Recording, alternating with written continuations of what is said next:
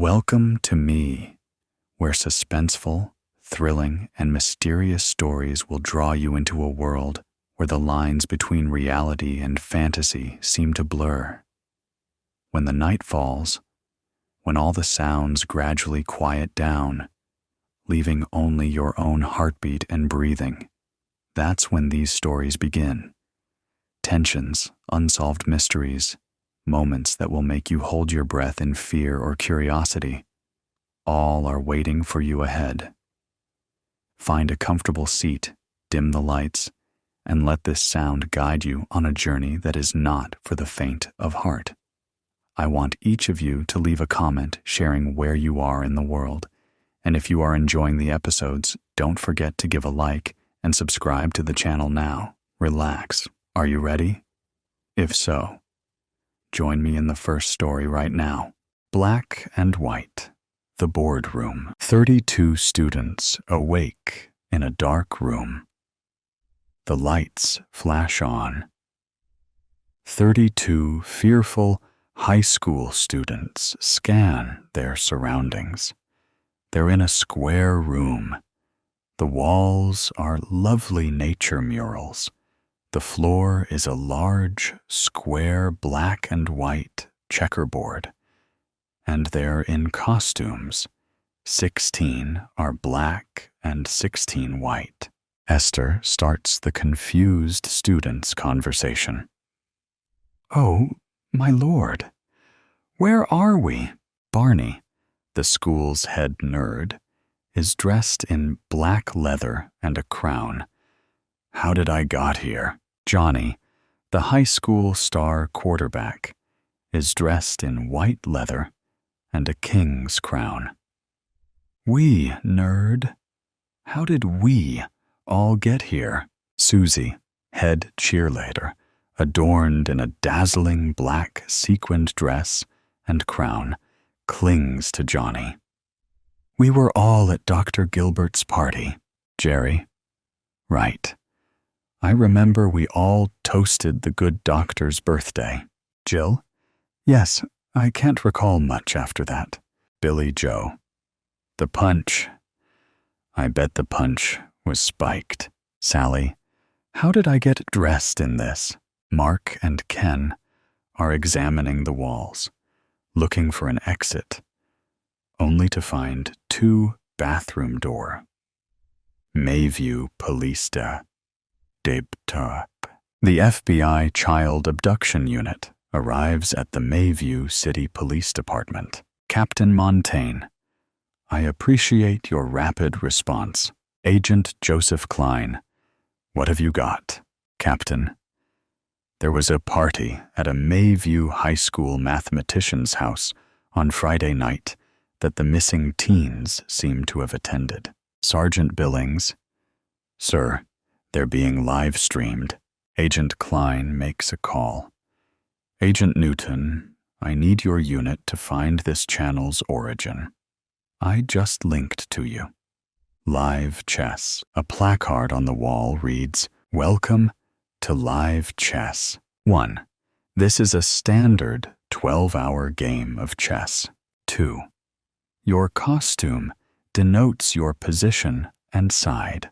3. Your kings are Johnny and Barney, both well-ranked players. 4. Breaks are 10 minutes each hour. The teens are quiet momentarily as they read, then break into a confusing garble of voices until Ben, a well-known school bully, yells, "Shut up, all of you." They do. He continues, "Who the hell you think you are? I will knock your teeth out." A loud crack sounds out. Ben collapses and slides down a wall onto the floor. Blood oozes from his mouth. Screams fill the room. A door opens, and in walks another student, Henry. A masked man drags Ben back inside the door, then closes it. "Henry, What the hell is going on? Overhead, a voice breaks in. I'm the director and judge. I don't tolerate dissidents. Now that's settled. Let's begin, shall we? Take your positions. White on the wall's time clock side. The frightened, crying teens start moving into position. Sally crying and shaking. I don't know where to go. King Barney. Over there in the second row with Susie, Jill, Mary, Gary, Ken, and Mike. You're all pawns. Voice. Well done. The clock will tick down from 12 hours for each team. It starts and stops with each move. The winning team lives, or shall I say, those left standing will live. Kimmy, the white king-side light-squared bishop, LSB, cries out, What does he mean? Voice. The game is one of death, not of capturing players, resulting in another wave of mass hysteria. White King Johnny. What the hell? Voice. Let the game begin. King Johnny, make your move. A dual digital timer on the wall starts counting down. W. 11.59. B.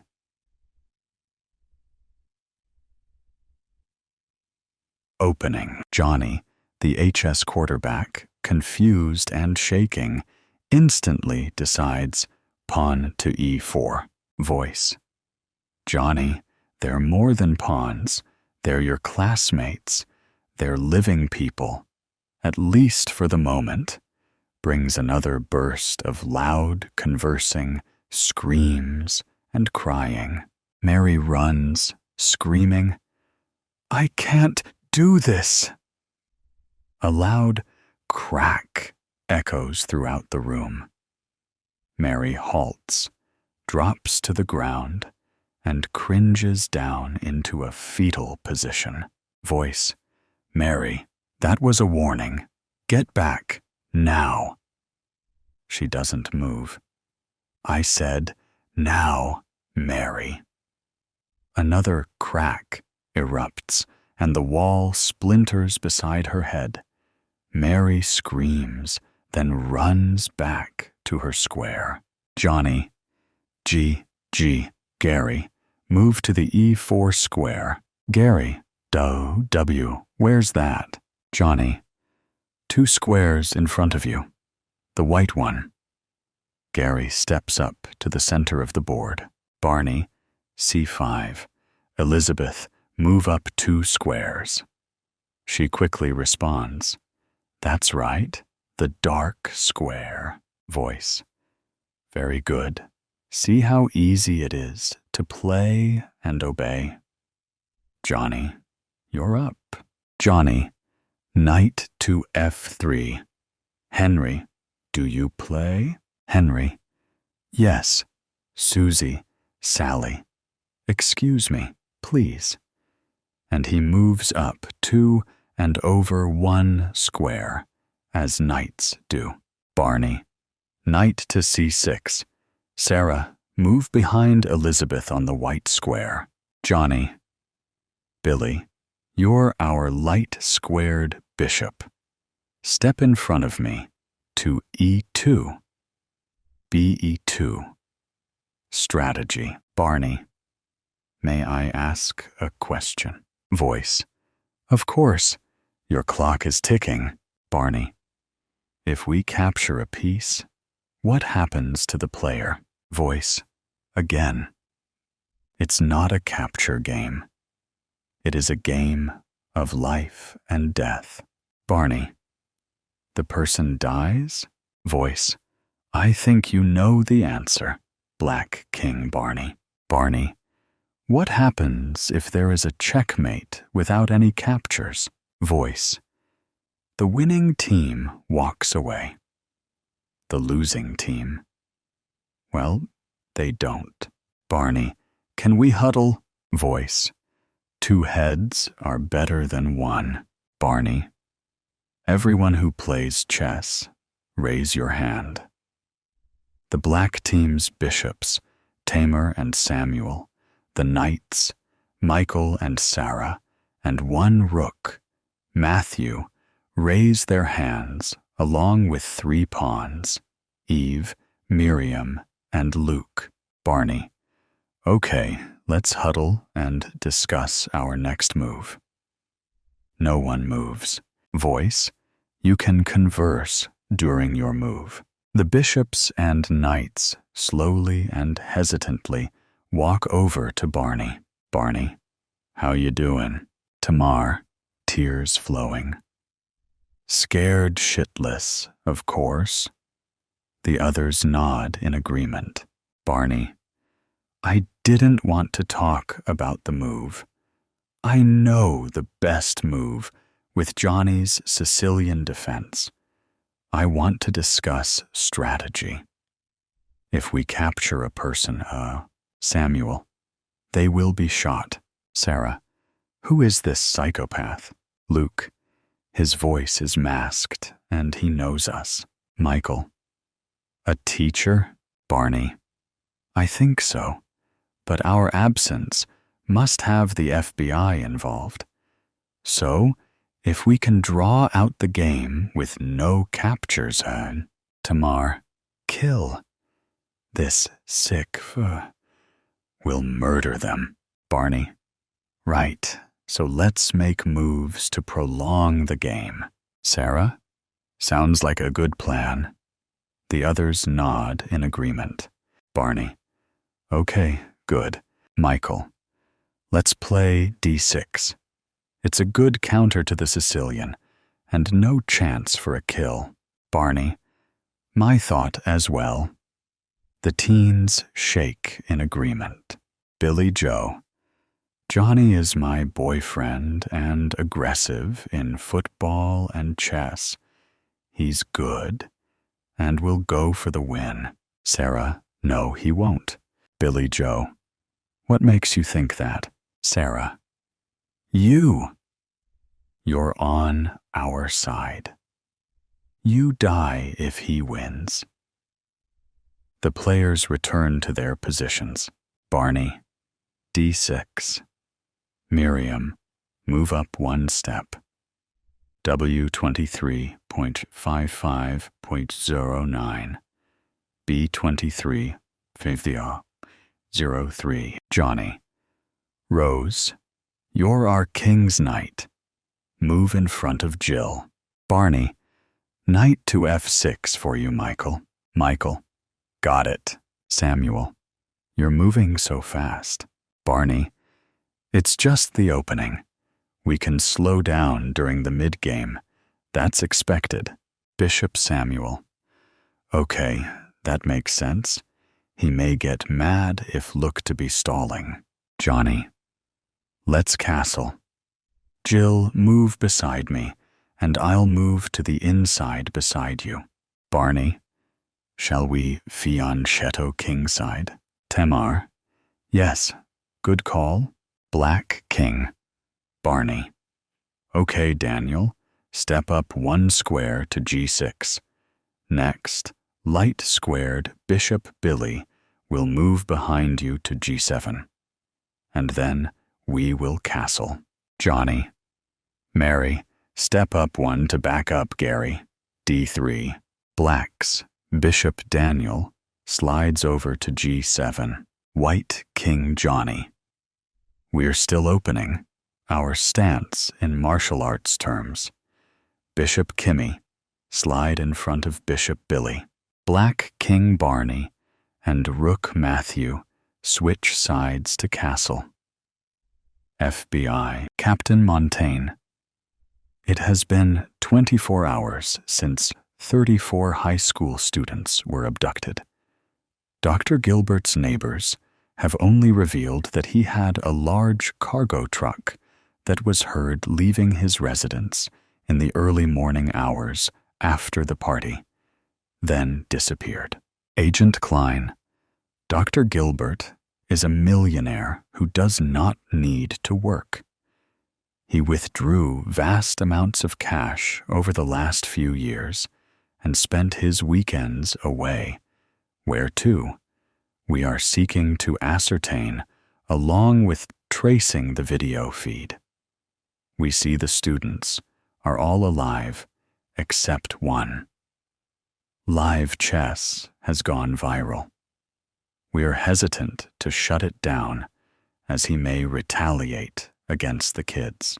Officer Dave, yes, he shot one, and Celia is missing. Agent Klein, perhaps not. Video analysis seems to indicate a scam, a fake death, like in the movies. He has a degree in mathematics and is a psychologist. Officer Gentry, a sick one. He is tormenting them. Agent Klein. Chess has 32 pieces, 16 per side. If you promote a pawn to the other side, you get a piece of your choice. Celia may be in waiting as the extra queen if one side promotes a pawn. Agent. Obviously. Our best is to track his video feed. He is bouncing off dark web torrent sites worldwide. He is good. Our cybercrime unit is on it. We will keep you updated. Captain Montaigne. We will continue our local search for sites able to house a 50 by 50-foot room and use infrared heat sensing, although they may be underground. What's new with the West search progress, Kelly? Mid-game, Johnny. Okay, now we're in the mid-game, and we're at an advantage to strike in the middle, but I don't want anyone else to die, so let's just make a non-confrontational move. Queen Esther. Barney and I are dating. He is brilliant, uses his mind, and despises violence. We should just hop around. I can step over one and back up Bishop Kimmy. Rose. That looks aggressive, forcing a dark bishop trade, but we don't have to go through with it. Johnny. Perfect. Queen Esther. Step over to QC1. Barney. Let's huddle. Okay, my friends. It looks as they want to force a bishop trade and end up with their Q in front of me. Billy Joe. Don't take any chances with Johnny. He will save himself first. He will pick his team and friends over me. Barney. Okay, we can avoid a trade. Matthew. How? Barney. Rook Matthew. Step to the side. One for rook to e8. King Johnny. Good move by them. They don't want a trade or fight. The clock reads. W23 Uzo Biller Suinti. Voice. Break time. A wall opens, revealing a large table with a feast of food and drinks. The bathroom doors pop open.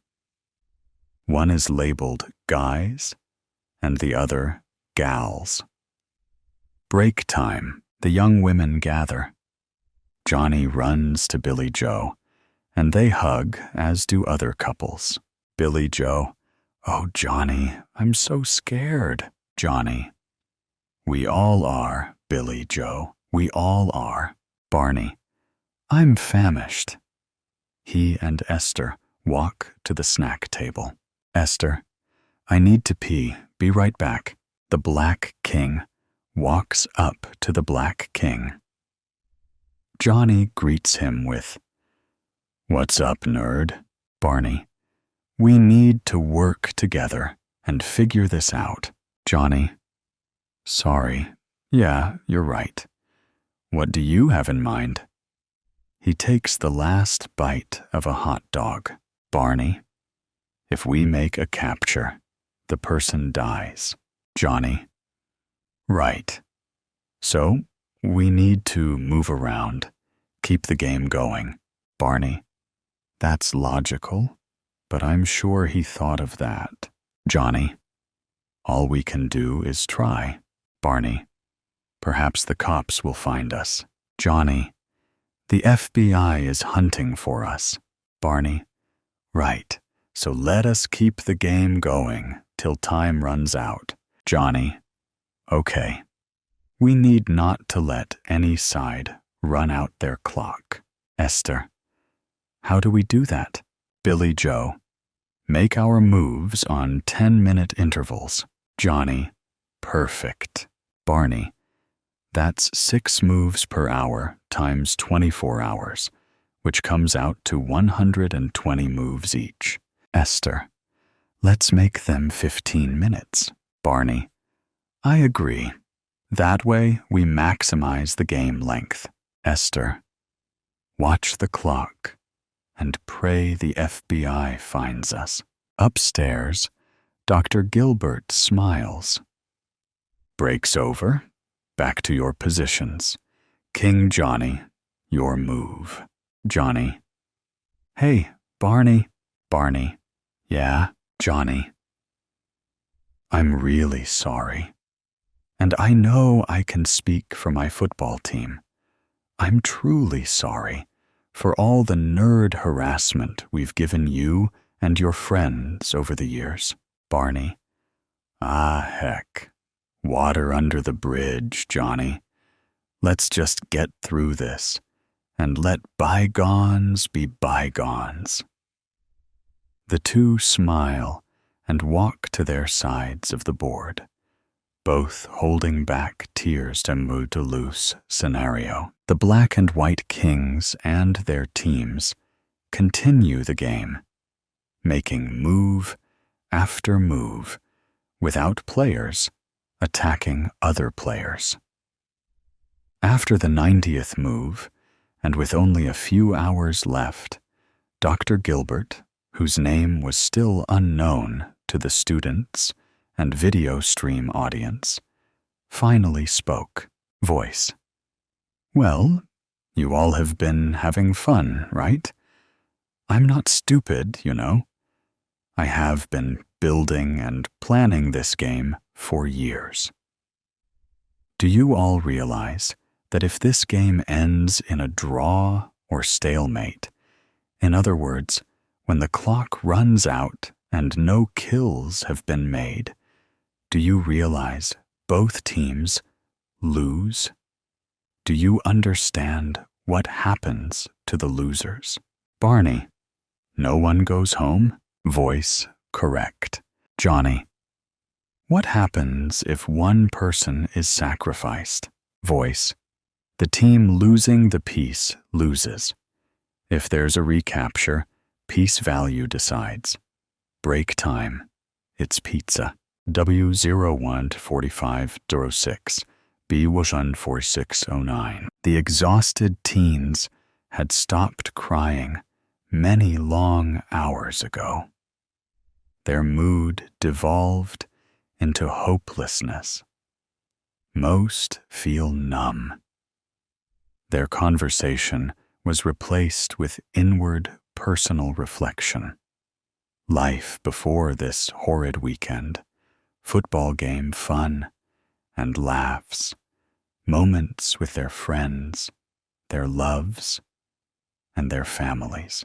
Upon this new revelation, a lose-lose scenario where at least half will die, the crying and severe depression returned as their end was near. The physically, mentally, and emotionally exhausted teens collapse on the checkered floor and devour 16 large pizzas. Billy Joe, so much for our stalemate plan. We're screwed. Now what are we going to do?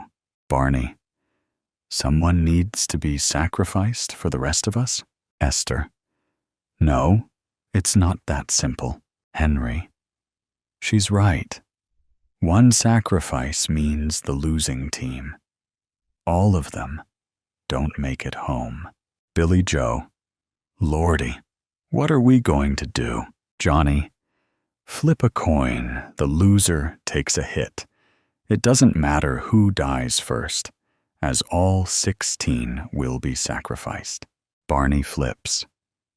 Johnny guesses wrong. Henry. I'll do it. Rose is in a position to take me. FBI. Captain. We just got a call from Jerry's Pizza in Littleford. Somebody just picked up an order of 16 pizzas. Jerry said that was highly unusual. We're running the license plate run now. Agent Klein. Get the SWAT team in the chopper. Sergeant Newton. Captain, we have an address. End game. W000-100. B00010. Billy Joe. Time to make the call, Barney. Barney. I can't. Billy Joe. Tears in her eyes. I know. It is either half of us or all of us. Barney. Rose, walk over to Henry's Square. Rose, tears flowing. No, I won't be able to live with myself. Billy Joe. None of us will. Rose. None of us. Barney, angered. We'll all forever be haunted. Night Rose slowly moves up 2 squares, over 1, and steps into Henry's Square. Oh, Henry, I'm so sorry. Henry. Rose, I volunteered. You're not to blame. Voice. Barney, you're up. Barney. What do you mean? Voice. It's time to slay. Barney. So, go ahead. Live with your cruelty. Voice. Oh, not I, your kingship. Barney. What do you mean? Voice. You as king chose. You as king follow through. Barney. I will not murder. Voice. You may have Rose perform the deed. Barney. I will not. Voice. Do you choose a draw? Barney. Help. Everyone. What do I do? Voice. Tick, tick, tick. Barney. Let's vote. A team vote. Voice. Ah, a king chooses democracy. How noble. Barney. Those in favor of a draw walk to the other team. Those who want me to murder Henry and everyone on their side dies. Remain here. The room, filled with stunned, angered, and crying teens, suddenly turns into a loud, confusing uproar. Miriam breaks the hysteria, yelling out, "Quiet, everyone, please." The room quiets. Miriam, well known for her environmental protests, continues, I say all of us. Personally, I could not live with myself knowing I chose to be part of a murder. To murder any of you. I suggest we all join hands and refuse to put up with this madman's sick game any longer. Gary, no way. We don't all have to die, only half. Sally takes Gary in her arms and hugs him. He struggles and then collapses, crying. Quiet mumbling now fills the room. Matthew takes Miriam's hand into his, followed by Rose, until finally 32 teens sit in the middle of a sizable black and white game board. Some have been friends since early childhood, some lovers, some enemies, for various reasons that seem silly now. 32 colored teens, white, yellow, red, black, and brown, sit quietly, looking around at their peers' multi-ethnic faces. They are emotionally spent, feeling their common humanity, and finding comfort in each other. Dr. Gilbert sits upstairs, smiling. Millions worldwide are fixed on their screens, devices streaming live chess, awaiting the endgame finale. Breaking news: 34 students who recently went missing were found this morning after millions worldwide watched in horror. Live chess, a divisive game attempting to pit Mayview High School students against each other. The teens, previously at odds with each other, joined forces to devise various strategies. They refused the cruel psychopath's rules. Dr. Gilbert conducted what he termed a psychological experiment, and a success beyond his pre-game hypothesis of teen behavior. He remains at large. All the students were found alive. 1 year later, 32 students awake in a dark room. The hunger, it happened overnight. One evening, the whole world was bathed in the rich hues of a setting sun, the sky painted in oranges and purples. The next morning, everything had turned gray. Not just dull or faded, color itself was gone. The trees, flowers, ocean, even people's skin and eyes had become mere variations of black, white, and gray. It was if reality had been drained, leaving behind a lifeless, monochrome wasteland. At first, scientists tried to explain it as some anomaly in human vision, a mass hallucination, an unknown pollutant in the air. But when they dissected plants and animals, their tissues were colorless at a molecular level. Screens, paintings, dyes, nothing could produce a single shade beyond the grayscale spectrum. Then, people started disappearing. It wasn't like normal vanishing. There were no signs of struggle, no footprints leading away. One moment someone was there, and the next, gone, like they had been erased from existence. The only thing left behind was a faint, smudged shadow on the ground, as though they had begun to dissolve before vanishing entirely. Escher had been watching it happen for weeks. He kept a notebook where he marked every missing person in his town, tracking patterns, trying to make sense of it all. At first, the patterns were unclear, just a slow trickle of missing people. The painters, the poets, the dreamers, those who had dared to whisper about color, to grieve its absence, were the first to go. Then, it was the children who still dreamed in color, their small voices describing the impossible. A sky that wasn't gray, a sun that burned gold. Each one disappeared without a sound, leaving behind nothing but that eerie, smudged shadow. Now, Escher could feel it watching him, lingering just at the edge of his vision, a weight in the air that pressed against his skull, cold fingers at the nape of his neck.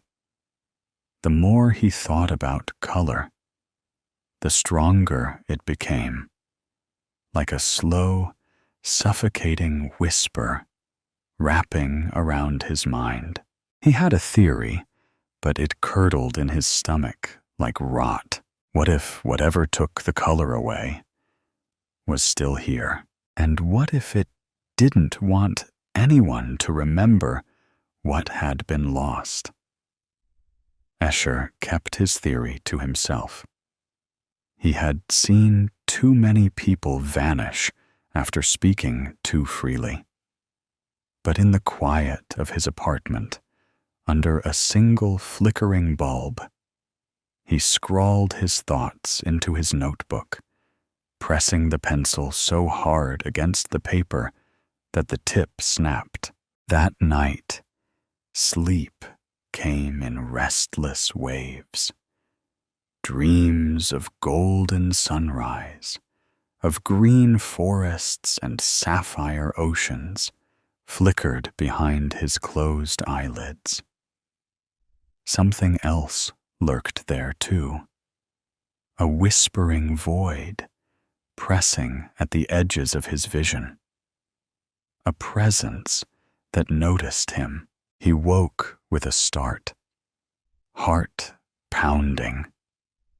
The bulb above him flickered more erratically now, casting sharp, jumping shadows across the walls. Then he saw it, a smudge, one of those gray stains on the floor near his desk. It hadn't been there before. It looked like the others, the ones left behind by the vanished. But he was still here. Escher reached out a shaking hand, brushing his fingers over the smudge. Ice shot up his arm. His breath hitched, his vision wavered, and for a split second, he saw something, a figure, a shifting mass of darkness standing in the corner of his room, featureless, faceless, but watching him, waiting. The moment passed, and he yanked his hand away. The thing was gone, but he knew it had been real. He flipped open his notebook with trembling fingers. If he was right, he had limited time before it came for him. He needed answers. Somewhere out there, someone knew the truth. Someone who was still alive. Escher didn't sleep again that night. He sat at his desk, staring at the smudge on his floor, waiting for it to move. It didn't, but something else did. A creak in the hallway. Slow, deliberate, his breath hitched. He lived alone. The sound came again, closer this time. A dragging shuffle, like bare feet sliding across wooden floors. Escher reached for the nearest object, a rusted letter opener. Pathetic, but it was something. He moved toward the door, silent, his pulse slamming against his ribs. He pressed his ear against the wood. Nothing. Then a whisper. Not words, just a sound. Something wrong, like wind whistling through hollow bones. Escher yanked the door open.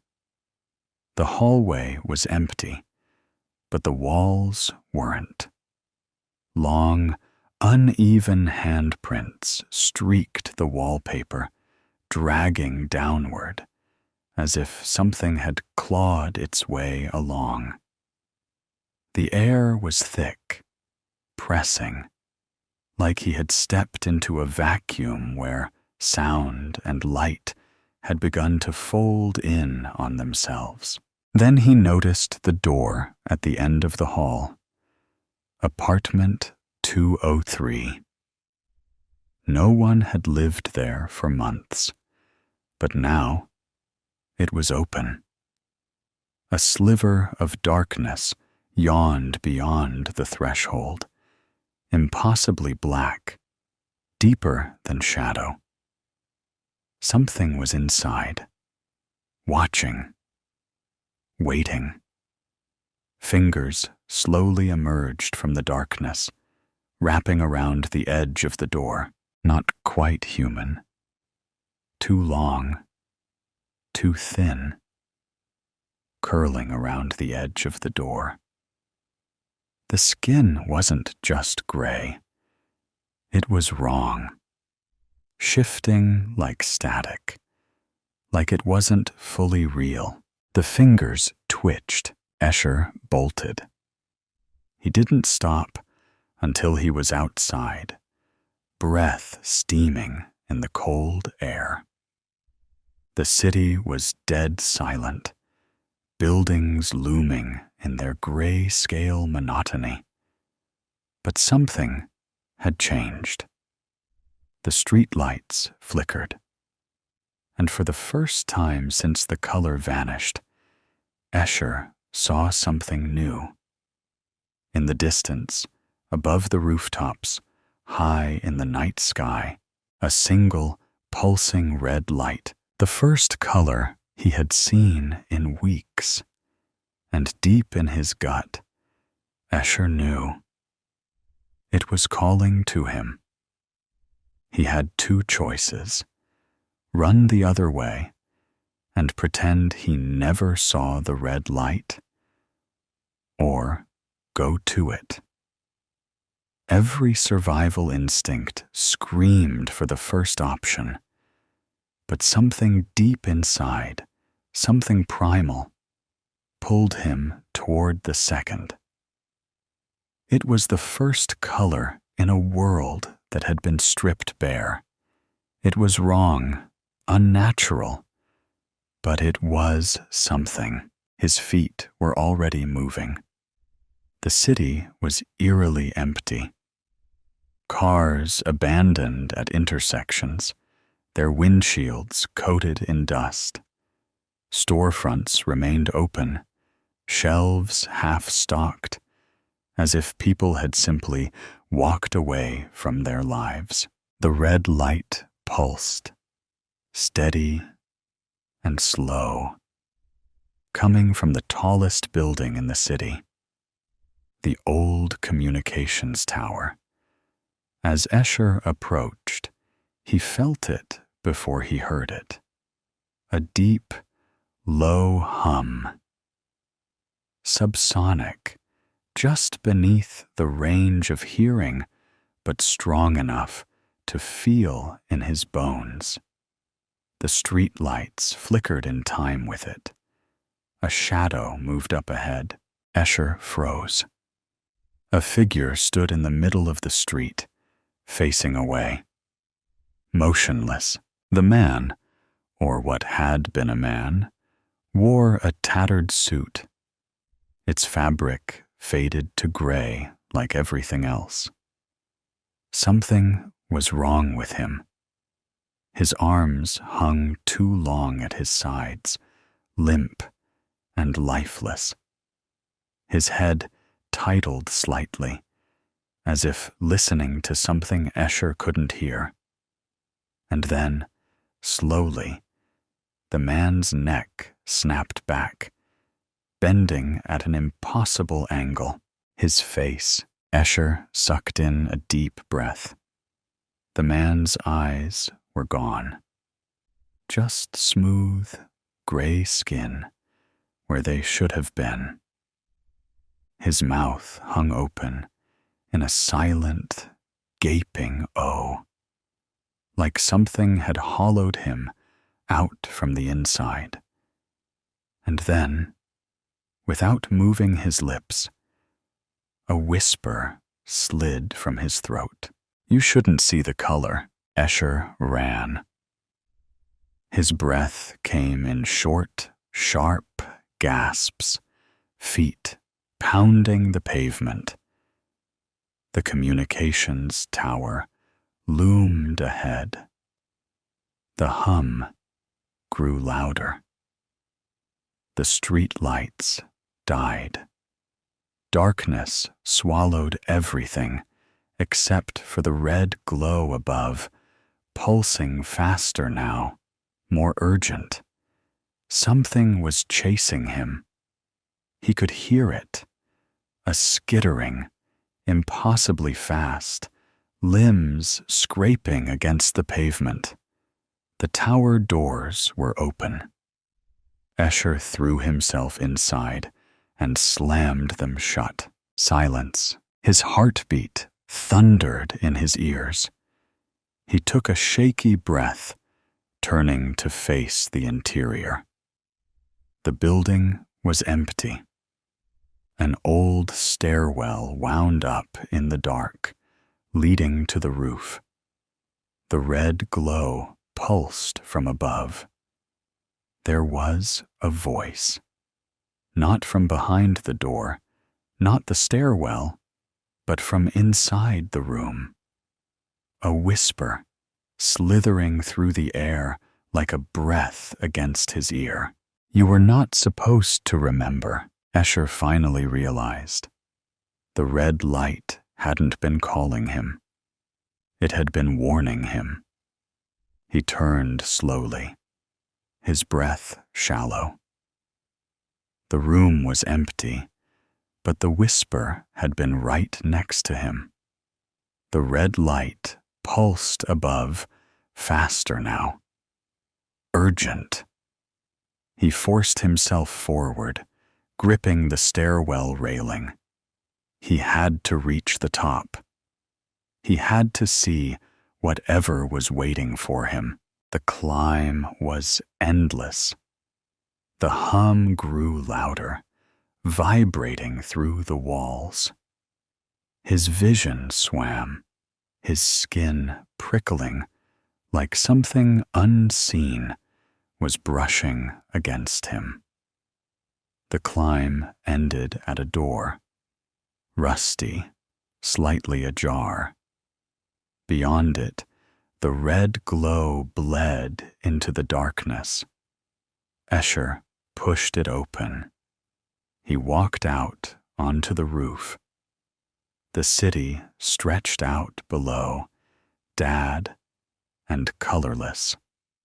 At the center of it all, perched on the tower's antenna, like a grotesque, broken thing, whatever it was not a machine. It was alive, a shifting, writhing mass, its surface pulsing with sickly veins of red light. It had no defined shape, no eyes or mouth, just an undulating, wet mass of twisting tendrils, each one ending in something horrifying. Faces, not full heads, just faces, half-formed, stretched, and distorting, mouths open in silent screams. They flickered in and out of existence, as if trapped.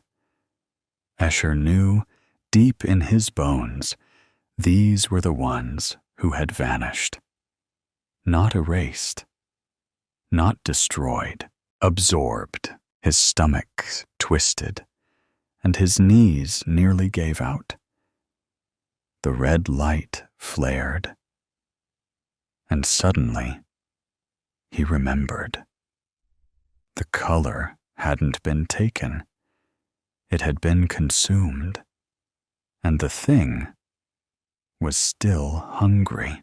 A shadow loomed from behind him.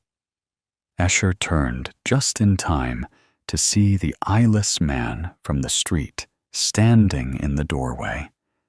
But he was different now. His face was melting, the edges smearing like wet charcoal, his features slipping away.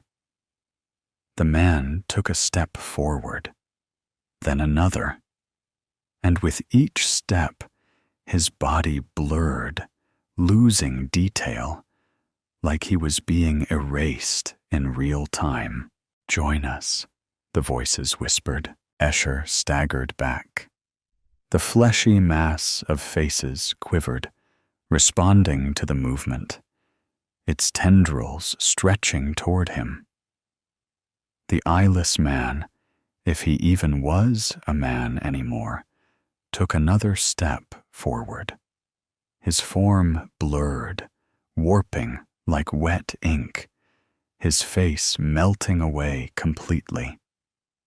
Escher tried to run, but something grabbed his ankle. Ice shot up his leg as a tendril snaked up his calf. It wasn't solid, not exactly.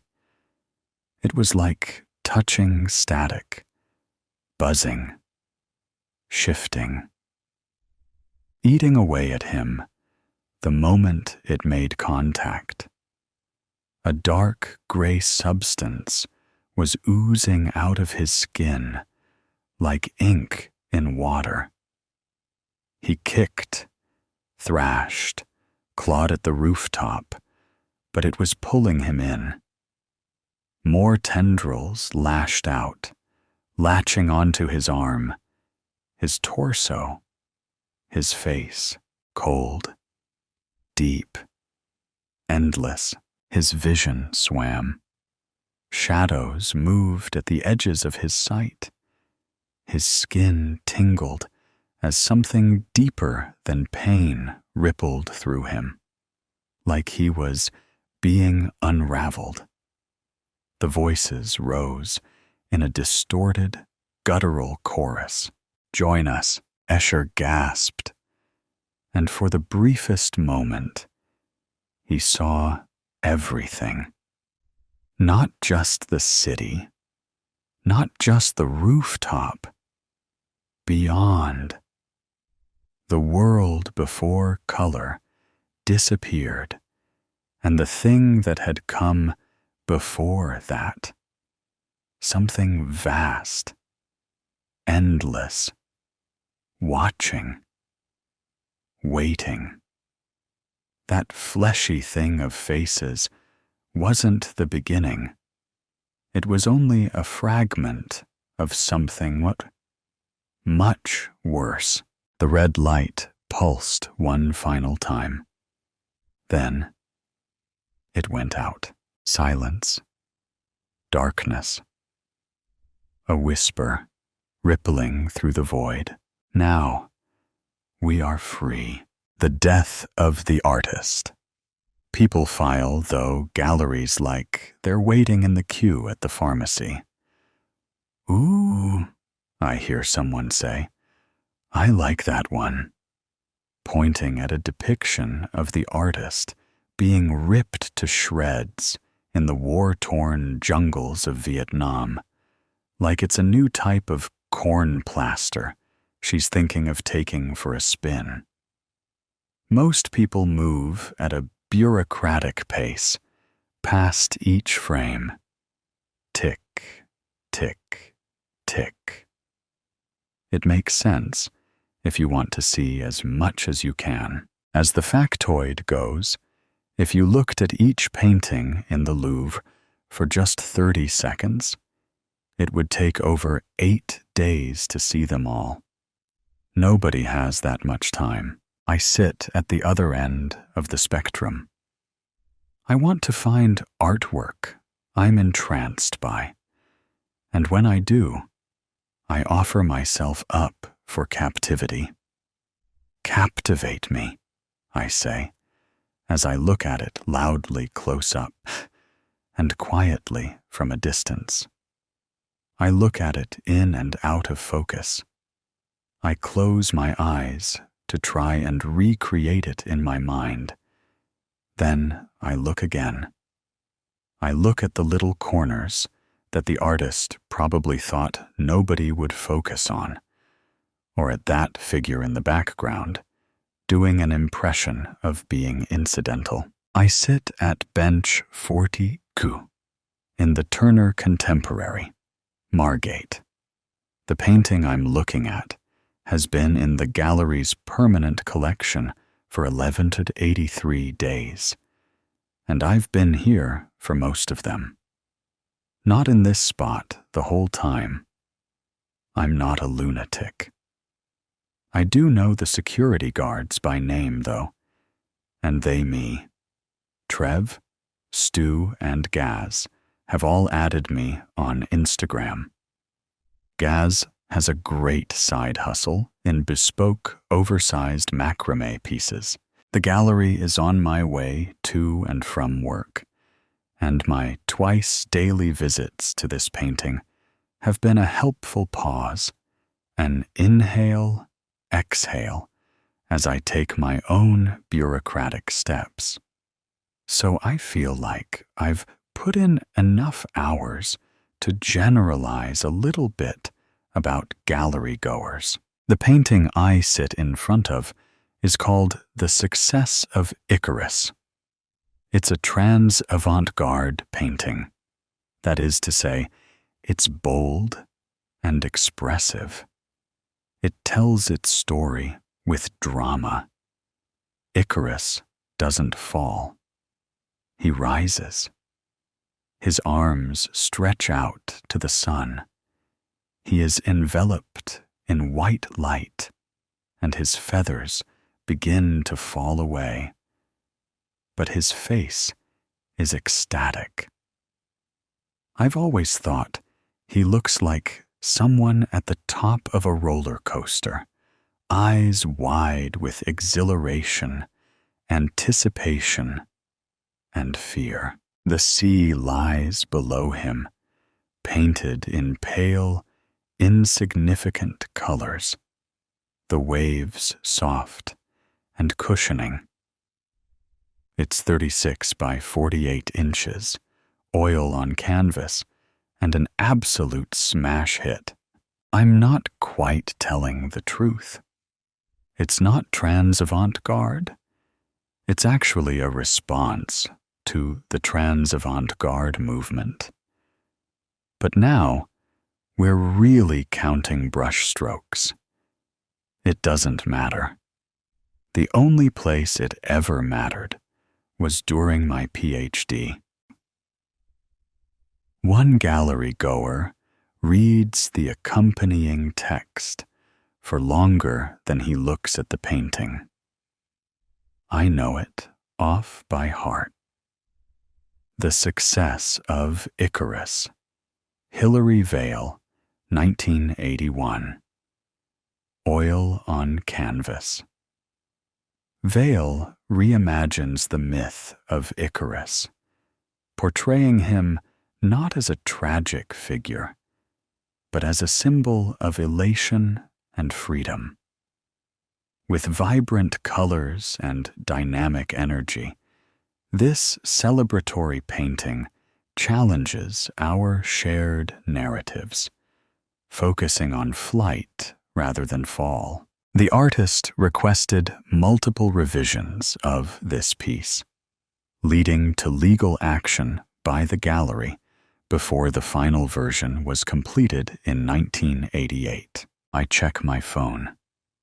8:46, already 1 minute late. I stand up to go. "Cheerio, Nate," says Trev. "Bye," I say, and stop.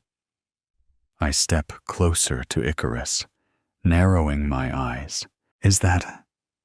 I lean in. Maybe it's because I've been thinking about all the changes Vale made. But I swear, there's something different about it. Next to Icarus's mouth, where the feathers are beginning to scatter amongst the confusion of barbs, there's an unfamiliar shape. It looks a little bit like a teacup. I immediately dive down into the reservoir of veil knowledge within me, but come up disappointed. I thought I knew every brush stroke, but veil can still surprise me. I keep thinking about the teacup all the way to work, thinking loudly up close and quietly from a distance. It puzzles me. When I left my PhD, I had 2 criteria in my job search. It should offer me enough spare change for the 1 kilo tubs of kimchi, and it should be at least 99% conflict-free. I appreciate that there will always be some disagreements about the correct biscuit to have in the office, which I allowed 1%. I became a finance administrator at the Arts Center. Processing invoices, I thought, would be safe territory. Unfortunately, the artists who work for us don't care about submitting neat and accurate expense claims. And the people who owe us money don't really want to pay up. It's been 3 years. I still haven't really had the heart to make them, so now I'm failing art itself. I'm on my lunch break when I see it. There, on the top shelf of the cupboard, with the plastic champagne flutes, pumpkin carving kit, and a mug shaped like Dolly's head, is the teacup.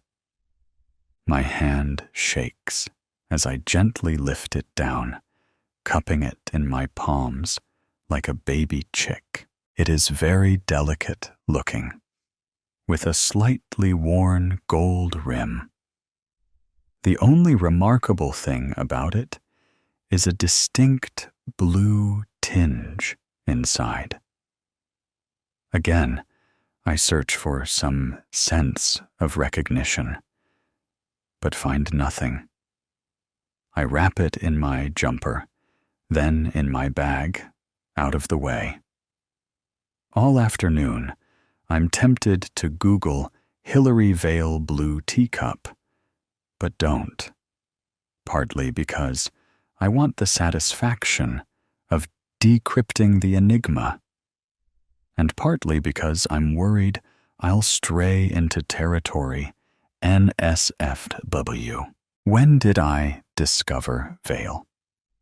I was 14, an age where I loved things absolutely, before caution and caveats got in the way. We were studying a painting by Theodore Redgrave, a friend and artistic contemporary of Vale. Burned bright, died young, by suicide. Small oeuvre, huge potential, all lost. My teacher couldn't miss me having a screechingly obvious, pivotal moment in his second period Tuesday art class. If you like this, check out Hillary Vale. There's a lot more to get into, he said, in the same voice he'd use to suggest that I might want to put the lids back on the pens. I did a quick search for Vale's work when I got home. I stayed up all night looking at it. I loved it. Loved the look of it. Loved his insistence on choosing the vibrant. Already at 14, the world's narratives felt familiarly miserable. Vale said, "Fuck that." Vale made me feel more me. I loved The Last Laugh, in which rainbow confetti erupts from the mouths of diners, laughing in the face of death. I loved Gutterfolk, a mid-'80s depiction of nurses providing hands-on care to an AIDS patient. I loved The Divine Mess, a vivid celebration of celestial chaos. I loved Hercules in Lace, in which the hero, draped in soft pink material, holds a club in one arm and cradles a baby in the other. I loved Sebastian, in which the saint looks too bored with his suffering to feel it. And of course, I loved the success of Icarus. That night, my heart pumping neon red blood through my body, I'd looked up Vale himself. Still alive. Not just that, contactable. I wrote him an email to say, "Thank you, thank you, thank you." When I arrive home from work, I put the teacup on the top shelf of my own cupboard. It is hardly in danger from my part cat, part cushion Icky, but it feels right to try and keep it safe. All right, Gaz. Afternoon, Nate. Been at the macrame again, then? I wave my phone. Can't not do it. He winks and chuckles, not finding that joke any less funny than the first time he told it. I am just about to tell Gaz I've been meaning to put in a good word for him in the cafe exhibition space at the Art Center, when I look at Icarus and see it has changed again. Do you see that? I point next to where the teacup was. What? It looks like a bottle, a tiny bottle, pouring. See it? Gaz wrinkles his nose. Nah, can't see it, Nate. You must have looked at this guy one too many times. He makes the sign for crazy. But then again, he says, what do I know? I'm not the art doctor, eh? He slaps me on the back. I pause, my gaze suddenly completely stuck. Well, neither am I. Am I? Close enough, mate. I shake myself out of it. Make myself look him in the eye. Smile. I must remember to speak to Maggie about the cafe space. On the walk home, Gaz's comments pull me back to that moment, that room, 3 or so years ago.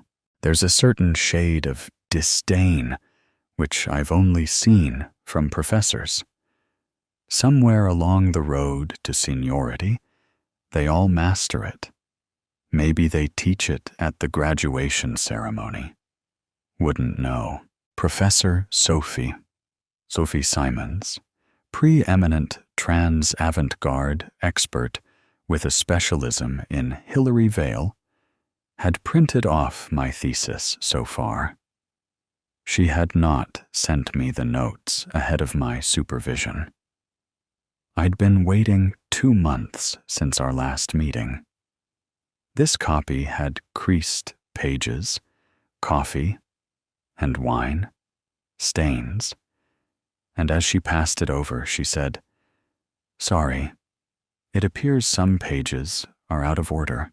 I flicked through the first few pages, which had been scrawled on in various hands. What's going on? We sat opposite each other in her poky, umbrous office. It was a room in which I felt a Vale expert should have refused to teach. She perched on the edge of her chair, hands clasped. I felt, last supervision, that our conversation was unproductive. Her expression was concerned. Yes, we argued. A spirited discussion about the Redgrave matter. Any more than that, and I would have referred the matter to the faculty. She raised an eyebrow. Please bear that in mind, she continued. In our world, debate is par for the course. Pardon the pun. if you will.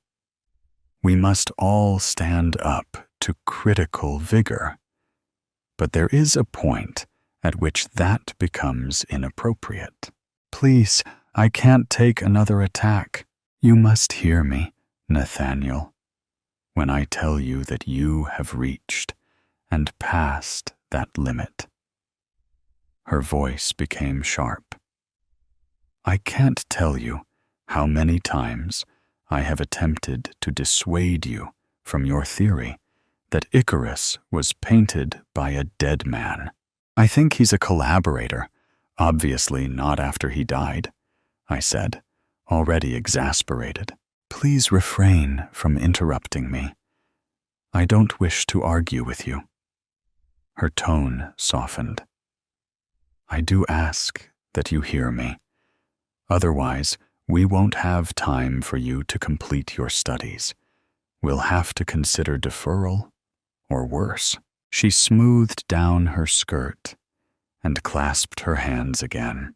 I really do want you to consider this, as I'm sure you could be a stellar presence in the trans-avant-garde academic community. I've taken the time to ask my most eminent colleagues to read your draft. You will find some intellectual truths here from those who should matter if you want to pursue a future as a Veil scholar. Icarus is not a lost Redgrave. It is a tribute to him. This is a crossroads. There's still time to take another path.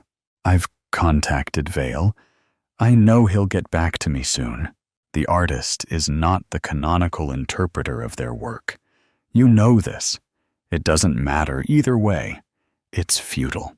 She held her head in her hands and addressed him as though he were a 5-year-old who'd used her acrylics to paint the radiator. The work speaks for itself, Nathaniel. I knew as I walked out that it would be the last time we'd speak, at least as professor and student. Even if I picked some other central argument, with this thesis trick, she'd done a bang-up job of preemptively raising my reputation. I'd expected the worst, but even this didn't prepare me for the ambush when I read the notes. Inchoate notion of Veil's context. Gutterfolk is 1987, not 1986. Fundamental misapprehension of Veil and Redgrave's styles. Absolutely, Stephen. Couldn't agree more. You must abandon this notion. And one which simply said, "Ha, I'm so deep in memory, I nearly miss the small bottle. It's peeking out from a pile of discarded food packets by my bins. It's made of thick blue glass with a floral pattern. I have a battle with the cork stopper, but eventually I'm victorious. The inside smells of bitter almonds. I quickly replace it. I know very well what Redgrave drank to kill himself. What I don't know is why it's in my possession.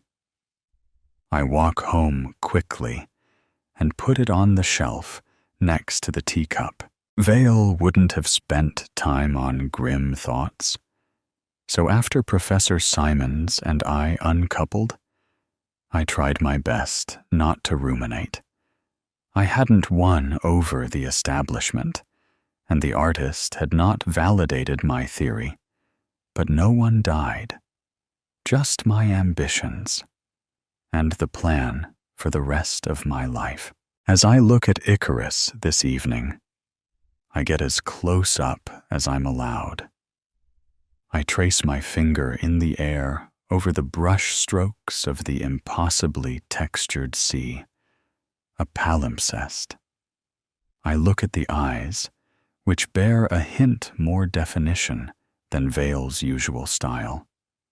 They look wider, more fear than exhilaration in them today.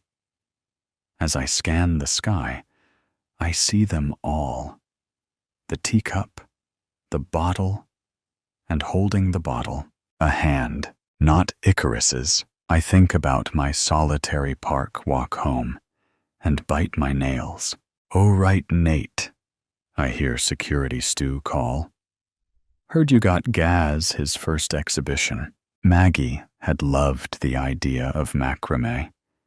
Apparently, cord is in. He shakes my hand vigorously. "Good lad. About time Gaz got some recognition for his strings." "No problem," I say. "Evening, Stu." I glance at Icarus one last time before leaving. I can't help but see the hand. The little finger sticks out. Jaunty. Camp. I wonder if I'll make it home. I'm really glad I put the bottle of cyanide where Icky can't get it. I'm close to the park when my phone begins to ring. It says unknown number, but I know who's calling. I answer. "Hillary Vale?" That's right. Hearing such a familiar voice addressing me feels like seeing the eyes of Icarus turn, slowly seeking, to fix directly on mine. "You emailed me a long time ago. Sorry it's taken me so long to reply." "You really don't have to," I say. He laughs, and even though now I know what I know, I still feel a rush, an aurora surge within me. "I sent you some emails more recently. I could have done with a reply to them, too." I pause. Regrave painted Icarus, didn't he? It takes a while for Vale to reply. He was more of a collaborator. But yes, we made it together. I'm back in the office. I'm telling Professor Simons. I imagine her face, those clasped hands, gripping on to the last moments of her illustrious reputation. I've still got the thesis covered in vicious marginalia. I could publish it. Watch as they all turn on each other. Until I realize, "They won't believe you," he says. I imagine myself actually trying to explain the situation, and realize that I have no evidence.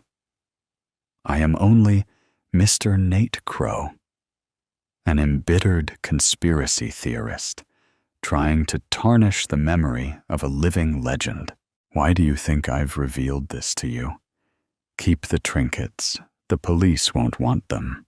I can hear him smiling. "You murdered your friend," I say. "Why?" "To live, Nate," he says. "I had no choice. Think of my life with him still around. He was always the better artist. It was a fine margin. But there it was. Every award, every exhibition opportunity. He was there around every corner, winning it all. I always thought I could achieve more, do better, outrun him like Atalanta, until he painted Icarus. When I saw it, how remarkable he had made my vision. That's when I knew I'd never be legendary with him around. I was great, but he was greater. And so, his voice became a forced rasp. I needed to be the sun. "Why tell me at all?" I ask. "Nate, it's been 40 years. You've seen from my art how I've struggled to avoid these encroaching shadows, with no way to unburden myself. But now I have you. And you finally have me. He ends the call. In my mind's eye, I see the last laugh, in which rainbow confetti erupts from the mouths of diners, laughing in the face of the figure of death who remains there, temporarily obscured. I see gutter folk, a mid-'80s depiction of nurses providing hands-on care to an AIDS patient. And it suddenly feels like performative empathy. I see the divine mess, a vivid celebration of celestial chaos, where noise drowns out the clarity of truth. I see Hercules in lace, in which the hero, draped in soft pink material, holds a club in one arm, slightly behind him, and which you may not notice, given the baby cradled in the other. I see Sebastian, in which the saint looks bored of his tiresome, endless suffering. I see Icarus's terror. When I find artwork I'm entranced by, I offer myself up for captivity. I look at it loudly, close up, and quietly from a distance. I look at it in and out of focus. And there, that's me, in the corner of that park scene, doing an impression of being incidental, the enchanted mind's canvas. Ella carefully added the finishing touches to her painting, layering vibrant strokes of green amid the earthy browns and faded tans of fall. The scene was one she had sketched in the park days ago, a quiet landscape draped in the remnants of late autumn, the air crisp with the bite of encroaching winter. As her brush danced across the canvas, her mind drifted to the frozen pond she had sat across from, its surface resembling a sheet of shattered glass reflecting the pale autumn sky. Then something shifted. A sudden eerie chill prickled her skin, creeping over her arms despite the warmth of her studio. The faint scent of damp earth and decaying leaves filled her nose, so vivid it nearly overwhelmed her senses. A sharp gust of wind brushed past her cheek, biting at the tip of her nose. She gasped. Her fingers trembled around the brush as the sensation deepened, no longer just a figment of her imagination. It felt real. The world around her wavered, its edges blurring as if reality itself had begun to ripple beneath her fingertips. Ella's heart raced. Her hand wasn't just gliding over the painting, it was sinking into it. Her studio began to shift, the walls dissolving into streaks of color, and then, in an instant, she was there. The park looked exactly as she had painted it. Frost-laced grass, undressed trees swaying, and a frozen pond glistening under the pale sunlight.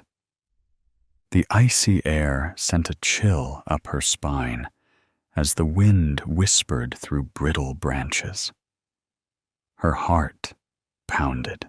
How am I here? Before she could take a step forward, the sensation snapped, sharp and sudden, like a rubber band stretched to its limit. The world around her rushed past in a dizzying blur, and in the blink of an eye, she was yanked back to her studio. Ella glanced around, her breath unsteady as she tried to ground herself. Her gaze settled back on her painting, looming more vibrant, more lifelike, almost as if it had absorbed some essence of reality itself. Her eyes then fell to the floor. Scattered across the hardwood were remnants of dead grass and brittle leaves, the very same ones that had lined the park's frozen ground. Her pulse thundered in her ears. Then, like a whisper from the past, a memory surfaced, one she had long convinced herself was nothing more than a dream. This had happened before. A few months after waking from her coma, she had felt the same eerie pull, like an inexplicable shift between worlds. But she had dismissed it, blaming it on the lingering haze of recovery, a mere figment of her imagination. But it wasn't just her imagination, was it? She had seen it happen, and more. It started subtly. Cats stretching, birds ruffling their feathers, shifting within the canvas. With each incident, her paintings became eerily lifelike, earning her recognition and eventually her own gallery exhibition. But this was different. This time, she hadn't just brought something to life. She had been pulled into it. A shiver ran down her spine. The cold from that autumn landscape still clinging to her bones. She turned back to the painting, a strange weight settling in her chest. Whatever was happening to her, it wasn't just art anymore. It was something deeper, something more powerful, and she had no idea how to control it. 5 years ago. Anxious and impatient, Ella paced the hospital, her walker tracing an endless figure 8 of corridors. She wanted out. She was bored, exhausted, and angry, tired of the constant checkups, the intrusive monitoring, the way doctors spoke about her as if she weren't in the room. Most of all, she was tired of feeling like the world had moved on without her. Her classmates had graduated, their social media filled with college acceptance letters, beach trips, and late-night adventures. Meanwhile, she was stuck here, relearning how to walk, how to hold a fork without her hands trembling, how to exist in a life that had been paused for a little over 6 months. For half a year, Elizabeth Ella Larson had been lost in a silent void, trapped in a coma she had no memory of falling into. One moment, she was on the bus ride home from a school field trip, laughing with her friends. The next, darkness. Her class's bus narrowly avoided a catastrophic collision with a tractor-trailer. The truck driver, having fallen asleep at the wheel, veered into the bus's lane, forcing the driver to make a desperate maneuver to prevent disaster. While most students escaped with minor injuries, the incident took a more serious toll on a few. Tragically, the bus driver suffered a heart attack at the scene, and 2 students sustained severe head injuries, slipping into comas, Ella being one of them. When Ella woke, The piercing brightness of hospital lights and the rhythmic beeping of monitors shattered the stillness, as if time had paused. But the world hadn't waited for her. Her face was already all over social media, her story shared and reshared by curious classmates. Though her parents and hospital staff tried to shield her from the media, it was inevitable. Visiting friends posted selfies and status updates, ensuring her return wasn't just her own. Initially, the attention was overwhelming. Luckily, to Ella's relief, the novelty eventually faded. Only a few persistent reporters and social media diehards still sought a glimpse of the girl who emerged from a coma. Meanwhile, life resumed for everyone else, leaving Ella to realize she hadn't just lost 6 months.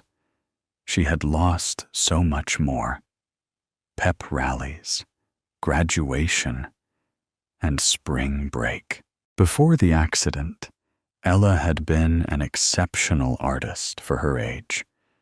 She had spent years perfecting her craft, creating paintings so lifelike they seemed to breathe on the canvas. Art was her passion, her escape, and hopefully her future. She had applied to countless schools, dreaming of the day she would walk through the doors of an art academy. But the more she recovered, the more she sensed that something had changed. A strange energy pulsed through her hands, as if the accident had left behind more than just scars.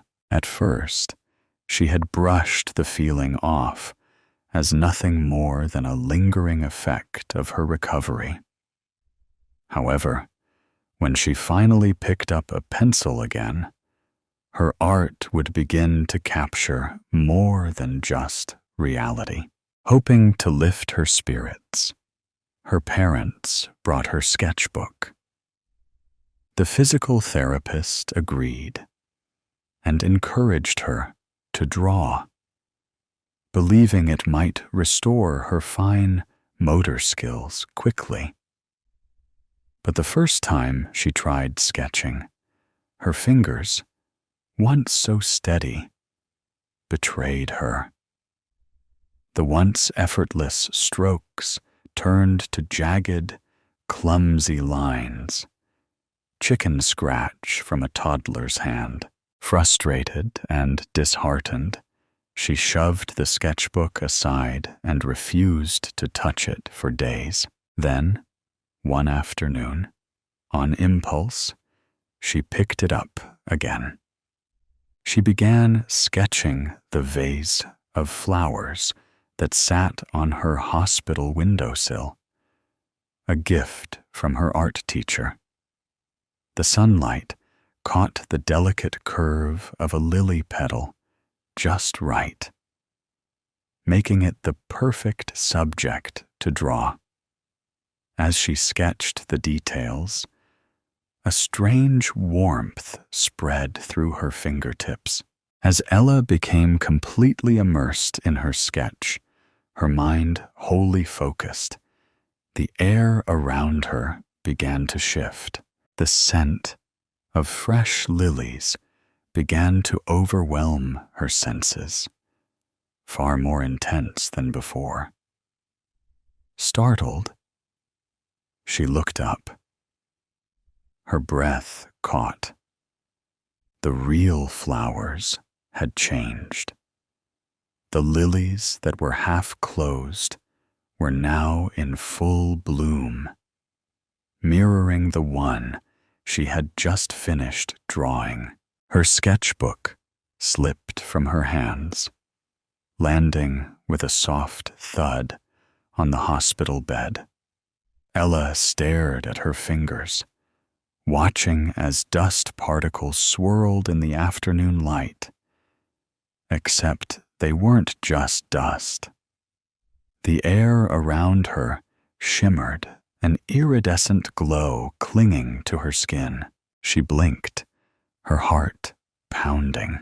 It had to be a hallucination, a trick of her recovering mind, just a dream, she told herself, while her eyes were still fixated on her hands. Yet deep down, she knew the truth. Something within her had been unlocked. Awakened by the sun's warmth, Ella sat up, squinting against the bright light streaming through her bedroom window. Despite the winter chill, the morning sun cast an ironic touch of warmth to the frigid 30-degree day. As she shook off the haze of sleep, the sharp beeping of her alarm clock jolted her fully awake, a nagging reminder of the day ahead. She was scheduled to inspect the gallery rooms in the newly opened art building downtown, ensuring her pieces were displayed exactly as she envisioned. Tomorrow marked her debut exhibition, the moment she had worked toward for years. Excitement and nerves twisted in her chest. It was finally here, and she wasn't about to leave anything to chance. Silencing the alarm, Ella swung her legs over the bed and took a steadying breath. She grabbed the outfit she had picked out the day before, sophisticated yet artistic, the perfect balance. Heading towards the bathroom, she caught a glimpse of her latest work leaning against the wall, a hypnotic twilight scene of Pittsburgh's skyline reflected in the Monongahela River.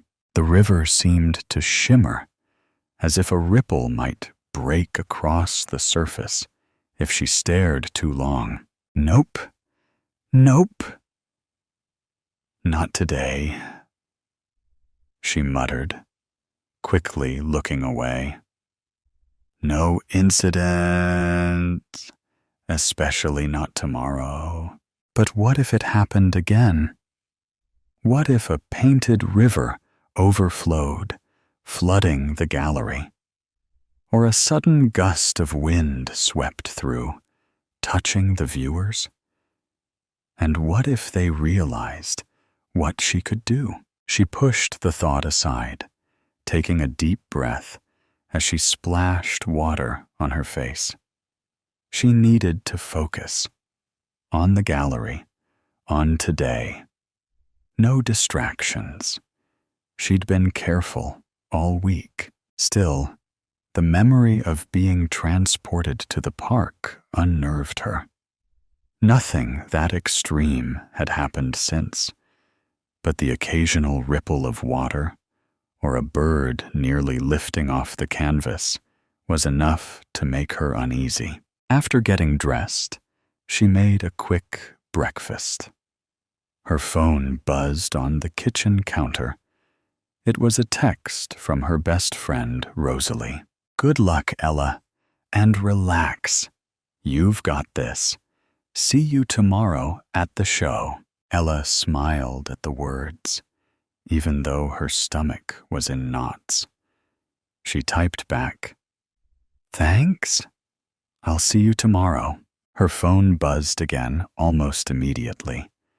This time, the gallery curator. Just a reminder, the final walkthrough is scheduled for 11 a.m. Bring any additional pieces you'd like to include in the collection. The gallery is confident your work will be a hit. Ella inhaled and exhaled slowly. Everything would be fine. She grabbed the two paintings, the one of Pittsburgh reflected in the Monongahela, and another tucked behind it, along with her purse and keys.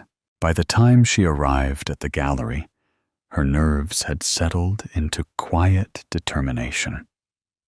The venue was stylish and contemporary, with high ceilings and whitewashed walls, perfect for showcasing her work. A gallery handler took the paintings she'd brought, placing them in their designated room, while a marketing assistant guided her through the maze of exhibits.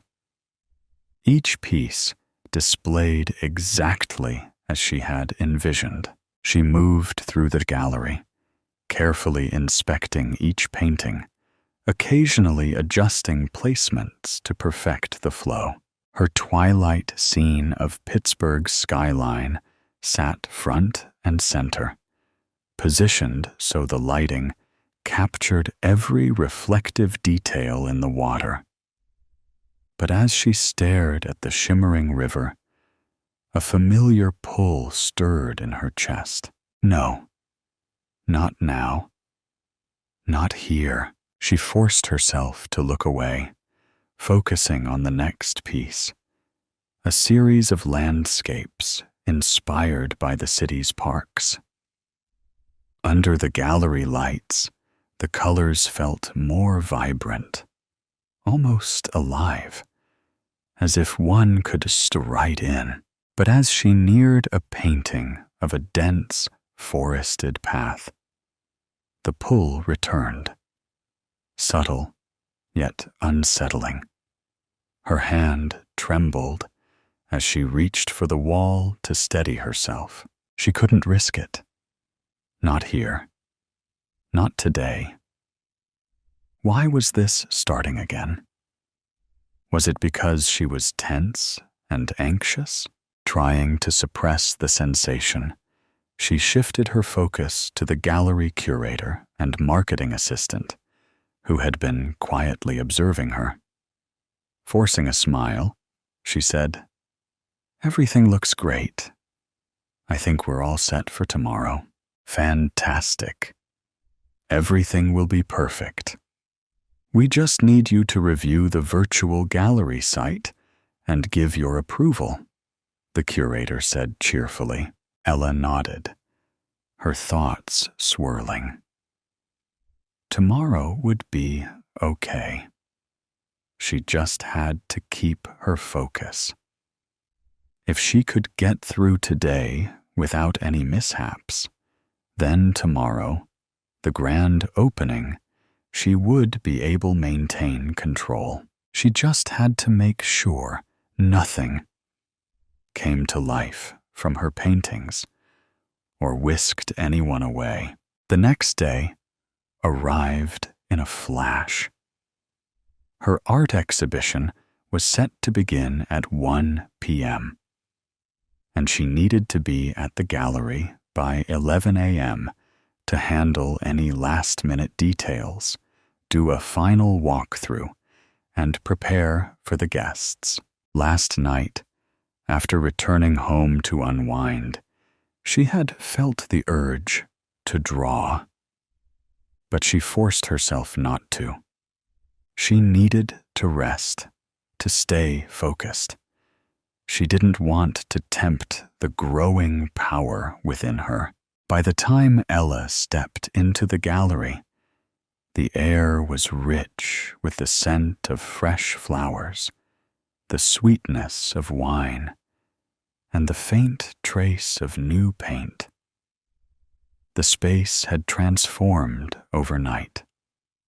Elegant spotlights bathed each painting in a soft glow, making the artwork seem even more alive.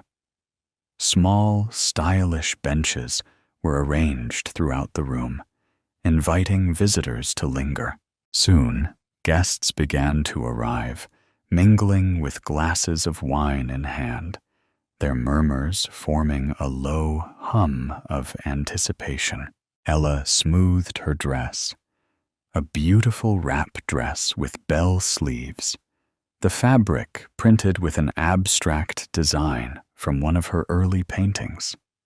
Her friend Rosalie had helped bring it to life, sewing it into a wearable piece of art. Ella's hands trembled slightly as she scanned the room, watching how people responded to her work. Rosalie was the first to spot her, letting out an excited squeal as she rushed over. "You did it, Ella. Look at all these people. And your work. It's absolutely breathtaking under these lights. You've been busy over the years. Just look at all these paintings." She squeezed Ella's arms, beaming. "How are you feeling?" Ella forced a smile, letting out a nervous chuckle. "Excited, nervous, and definitely a little terrified." Rosalie laughed reassuringly. "Totally normal. Just breathe, okay? This is the moment you've been waiting for. And it's happening." Before Ella could respond, a voice cut through their conversation. "Ella Larson." She turned to see a distinguished older man with long salt and pepper hair and sharp eyes behind wire-framed glasses. He extended a hand. "Hello, I'm George Morgan, art critic for the Tribune. I must say, your work is astonishing. There's a vibrancy and realism here that I rarely see in paintings these days." Ella's heart pounded against her ribs. "Thank you, Mr. Morgan. That means a lot." She smiled, trying to keep her nerves in check. His gaze lingered on the twilight of Pittsburgh painting. This one in particular. It's mesmerizing. It almost feels as though the water is truly moving. How did you achieve such a remarkable effect? Ella swallowed hard. "Oh, I tend to get in a zone," she said with a small, nervous smile. "A lot of detail, layering, and finding the right mix of paint." Morgan nodded approvingly. "Enchanting, almost lifelike." As the critic moved on, Rosalie elbowed Ella subtly. "See, you're already impressing the media." Ella barely had time to absorb the moment before Dina, the gallery owner, approached with an eager expression. "Ella, would you mind coming with me? The guests would love to hear a few words from you. Some are already interested in purchasing your work. Just a short welcome and a bit about your inspiration, okay?" Ella's stomach clenched, but she nodded. This was part of the dream, right? Taking a deep breath, she followed Dina to a small platform at the center of the room. As the soft clinking of glasses faded and guests turned to face her, Dina introduced her. Ella steadied herself and took a deep breath. "Hello, everyone. My name is Elizabeth Larson, but most people call me Ella. First, I want to thank Dina, the gallery owner, and Jessie, the curator, for giving my art the honor of being the first exhibit in this beautiful new space. And of course, thank you all for being here tonight." She continued her speech, her voice growing steadier with each word. When she finished, a soft round of applause filled the room. Ella exhaled, a wave of relief washing over her. But just as she stepped down, a ripple of movement caught her eye. The twilight river, the light against the canvas shimmered. The water within the painting trembled, as if stirred by a real breeze. Ella's breath hitched. No. No. Not now. Please. Not now. Panic surged through her, but she forced herself to focus, willing the movement to stop. Every ounce of concentration was poured into holding it still. Her heartbeat thundered in her ears. She clenched her fists, nails digging into her palms, grounding herself. Slowly, the movement faded. The river stilled. She exhaled, relief washing over her as she forced a smile, just as a guest approached with a compliment. Hold it together. Just a few more hours. But deep down, she knew the truth.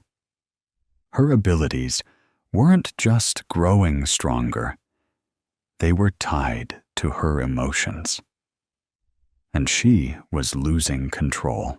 Across the room, a guest murmured in disbelief. I could have sworn the cat's tail just wagged. Another gasp followed.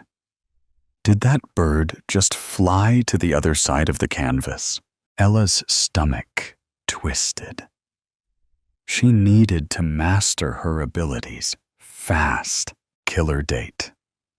No one suspects a good-looking man. He's too handsome to be a killer. And that's exactly what Michael Holloway used to his advantage. He spent hours at the gym, shaping his already good genes into a chiseled mask. It also helped that he was charismatic, with a smile that made most women double take. He had brilliant green eyes from his mother, paired with light brown hair from his father. At 6 feet in height, he was just a six-pack short of a photoshopped model. Michael knew he was different from a young age. He was 7 years old and on a family trip to Vermont to visit his grandparents. He was an only child of 2 loving only children, and that meant he naturally got a lot of attention. One night, as the adults were out back drinking and talking next to the fire pit, Michael was following his grandparents' old dog around the house. A chirp from the wall clock signaled 8 o'clock. Food time. Right on cue, the dog's medicated kibble dropped into its bowl in the laundry room. He watched as the dog slowly scarfed up the food. Towards the bottom of the bowl, there was a clump of kibble that had not broken into smaller pieces. The old dog ate it up without noticing. It gave an abrupt, hiccup-like sound, and then started wheezing. Michael jumped back at first, but watched intently as the dog struggled to breathe. The hard clump of kibble blocked its windpipe. He did nothing as the dog walked around, not knowing what to do and unable to get air. It moved toward the doorway, but Michael stood up and closed the door. The dog looked up at him, its foggy eyes not comprehending what was going on. Michael waited until the dog collapsed. He brushed its soft fur gently until its pulse was gone.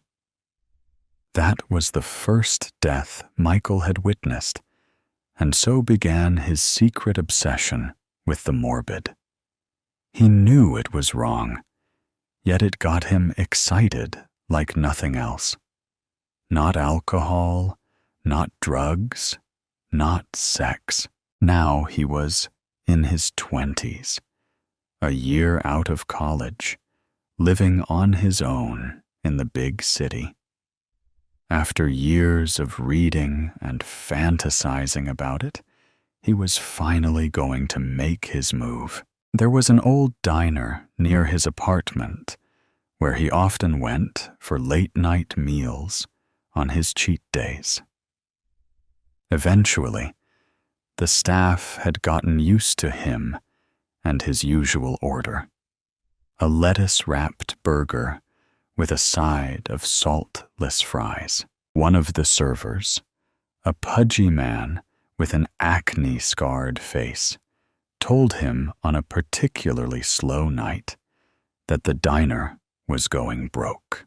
"We don't even have real cameras," he said with a laugh. When he noticed Michael look up at the camera on the ceiling, he added, "Those are empty. Pretty much a toy, just to scare people from getting any funny ideas."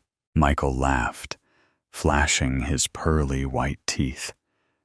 The server laughed too, unaware of the mistake he had just made. It was a Friday, like any other for Michael. He got done with work early and went to the gym for 2 hours. To Michael, the only thing that got close to the feeling of a kill was a good pump. He loved feeling the tension of each muscle swell with each rep, almost as if he could feel them growing. Back at his apartment, he took a long shower before getting ready for the night ahead. The first order of plan was to masturbate. He had a big night ahead, and he was not going to let testicular impulses ruin it. Whatever Michael had done to fulfill his darker fantasies in the past, he did cautiously. There was no room for error, especially now. If he were to get caught, he'd rather die than go to rot in a prison cell for the rest of his life. He had gone over the plan over and over in his head, working out any kinks in the logic until he was confident in a plan he could execute. He wanted a pretty woman, someone easy on the eyes, who had moved to the big city on a whim. She had to also be living alone, with no one to check up on her. That is, of course, if he even met a girl that night. He didn't want to rush things. The last thing he wanted was to get overzealous and overlook something stupid. Most importantly, he couldn't get attached. He repeated those words like a mantra as he waited for his food. The bell on the door dinged him out of his head. That's when he saw her. Susan Bennett wanted an uneventful night. It had been a long week, and she wasn't looking for any action. But she knew Michael was the one as soon as she saw him across the diner. Her mind began to race, and she did her best to quiet it down. Keeping her eyes low, she followed the server to the booth right in front of the brown-haired model. If she had a type, Michael was it. She asked for water with no ice to buy her some time and pretended to read the menu. In reality, her eyes kept darting toward him. Her left hand crept into her handbag to check if she had what she needed should the night get frisky, and breathed out a sigh of relief. She also felt around for the pepper spray to use in case of emergencies. Her gaze swept over the menu as she tried to figure out how to approach him. With a head of shiny blonde hair and a curvy body, she wasn't usually the one to make the first move. She didn't have to. "Is this seat taken?" said a smooth voice. Susan looked up to find Michael standing in front of her. His smile distracted her, but she recovered fast. "No," she said, flashing a smile of her own. "It is not." Michael slid into the seat across from her, and she caught the scent of dirty vanilla. She liked it. "Hi," Michael said with an outstretched hand. "My name's Michael." "Susan," she said. His hand was cool to the touch. Susan was wearing a low-cut tank top, not for grabbing attention, but because she thought she looked good in it. But she didn't mind, as Michael's eyes quickly glanced down during their handshake. They exchanged some pleasantries and got to know each other. Susan found out that Michael works as a fitness coach, and Michael was amused when he found out that Susan was a freelance designer. "I didn't need to be in the city," she admitted to him. "But things at home were rough, and I kind of just needed an excuse to get out of there. You know?" "I get it," he said. "Parents can be a lot to deal with." "Yeah." Her voice was low. "I just feel guilty about ignoring them sometimes.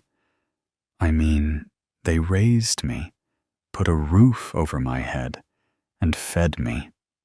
It feels the least I can do is call them once in a while, just to let them know I'm okay." Michael sat back and studied her face. It was beautiful, with the sharp features of her nose and jaw accenting the curves of her cheeks and lips. "When I was in college, I took a philosophy class with a pretty eccentric professor. One of the exercises he loved to do was hand out cards with random topics on them and encourage you to debate from that point of view. One day, I got a card that said, 'Parents don't deserve anything from their children.'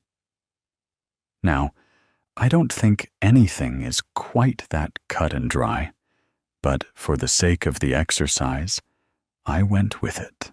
Susan sipped at her water as Michael went on. "The point starts with a sort of analogy.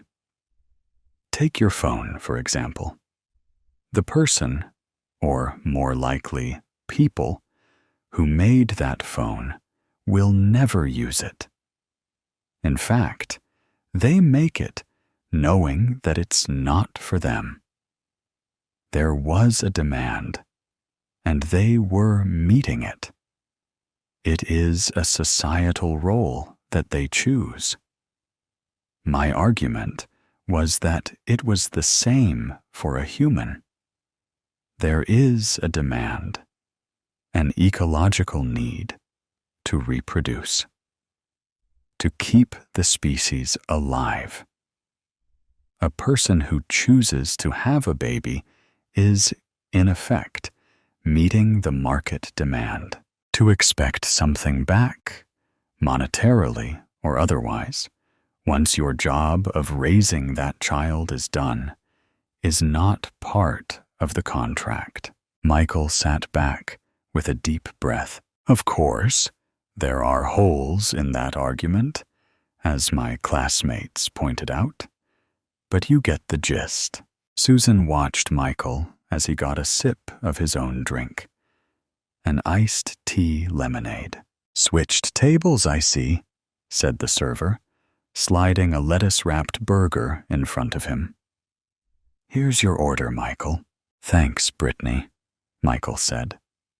He looked back at Susan to find her smiling at him. He shrugged. I come here often. Susan's server came back to take her order. A buffalo chicken wrap, please, she said. He scribbled it down and left to place the order. The conversation continued, nearly uninterrupted, for an hour. By then, Susan had already made up her mind on what she wanted to do. And so had Michael. Michael paid for the meal, refusing Susan's attempts to pay him back. You saved me from a lonely dinner. This is the least I can do. The city air was cool, and it gave them an excuse to move closer to each other as they walked. Michael said, with calculated hesitation. I apologize if it's too soon, but my apartment is a block away. I was thinking maybe we could go up for a couple of drinks. Hang out? Susan felt like it was her lucky day. That sounds nice, she answered. If we cut across this alley, we'll be there in 5 minutes. He paused and then added, if you're okay with that. She said she didn't mind, and they turned into the alley that led to the back of Michael's apartment building. It was quiet inside the halls, and they shook the chill out of their bones. I live on the 6th floor. We can go wait for the elevator, or we can just take the stairs here.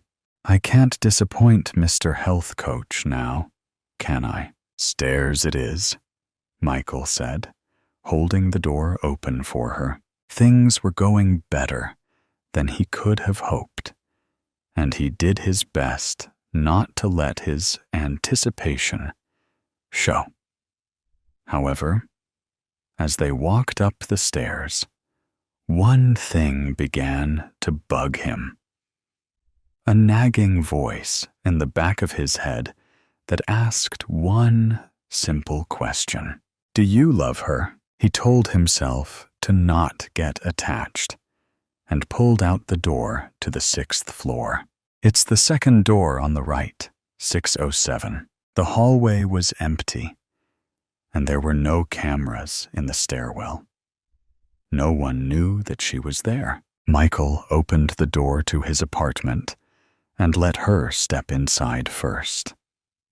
He had lit a candle while he got ready, and though it had been nearly 2 hours since it was out, the fragrance still hung in the air. This is a nice place, Susan said. The studio apartment was sparsely furnished, but everything felt purposeful. A rustic red couch paired with an oak coffee table. A matching oak dining table sat in the corner of the kitchen area. Numerous paintings hung on the beige walls, and a few plants bordered the sliding door to the balcony. Thank you, he said, taking her coat from her and hanging it in the front closet. He brushed his hair out of his way and smiled to himself. She was here. Everything he wanted. He took a second to admire her a distance as she looked at his record collection. So, what would you like to drink? He asked. She said. Anything strong?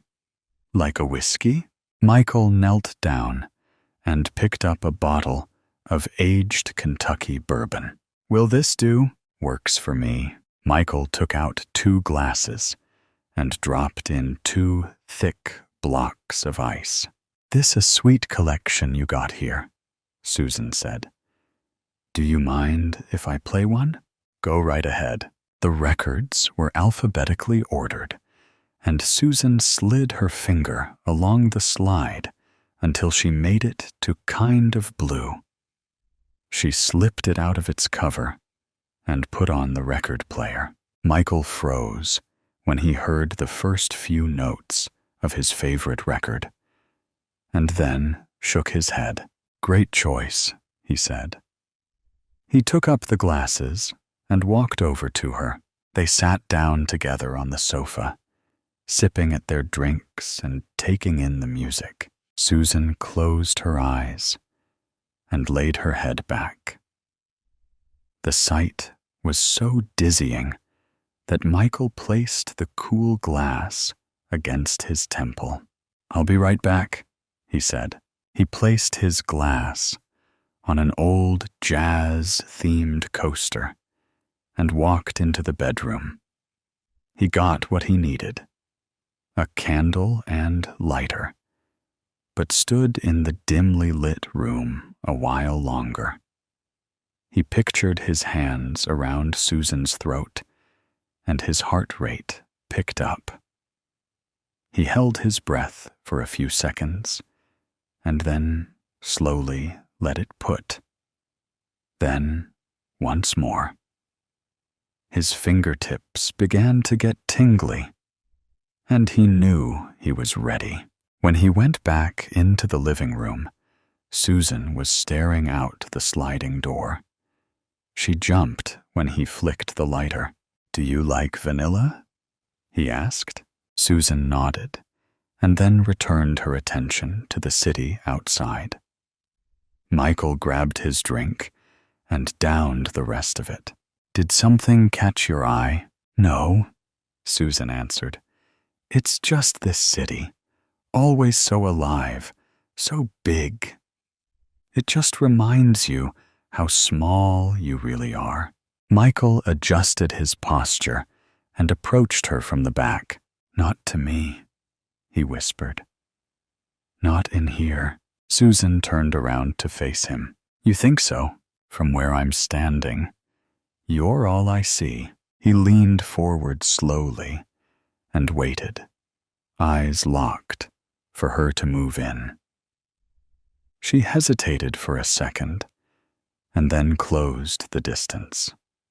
The kiss was explosive.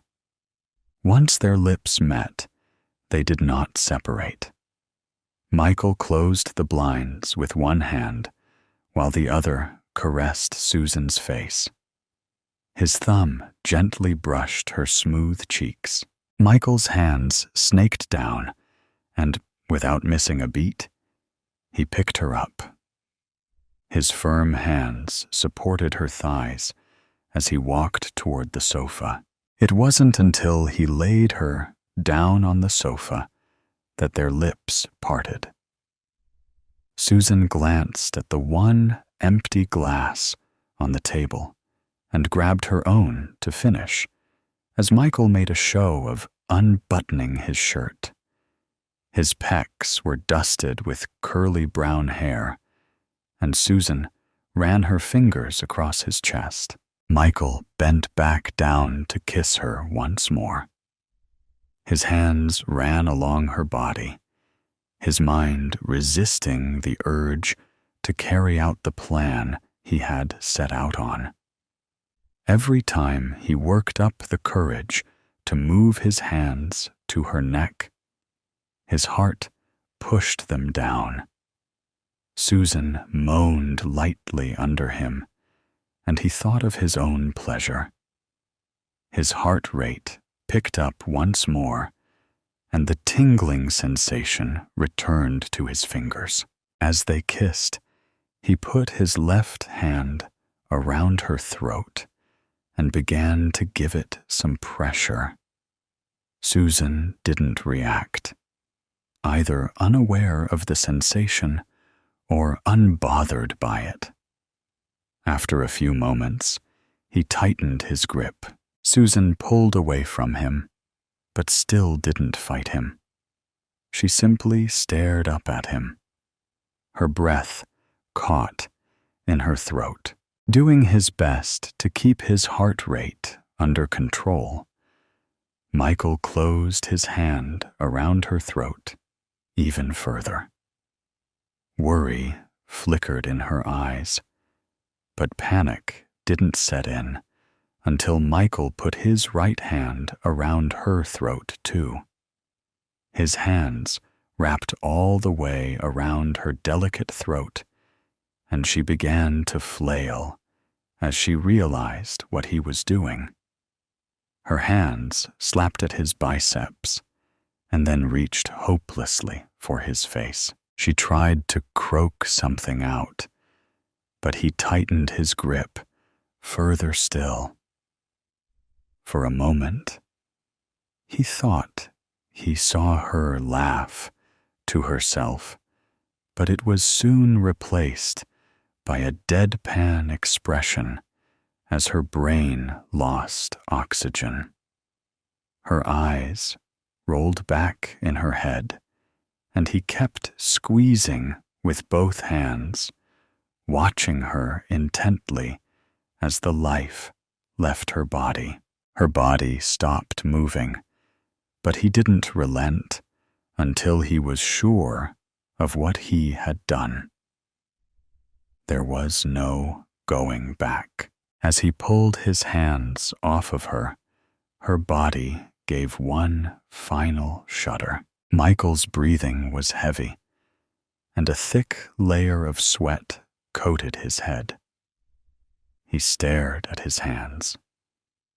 If not for the fact that he could see them attached to his body, he felt as if they were not his own.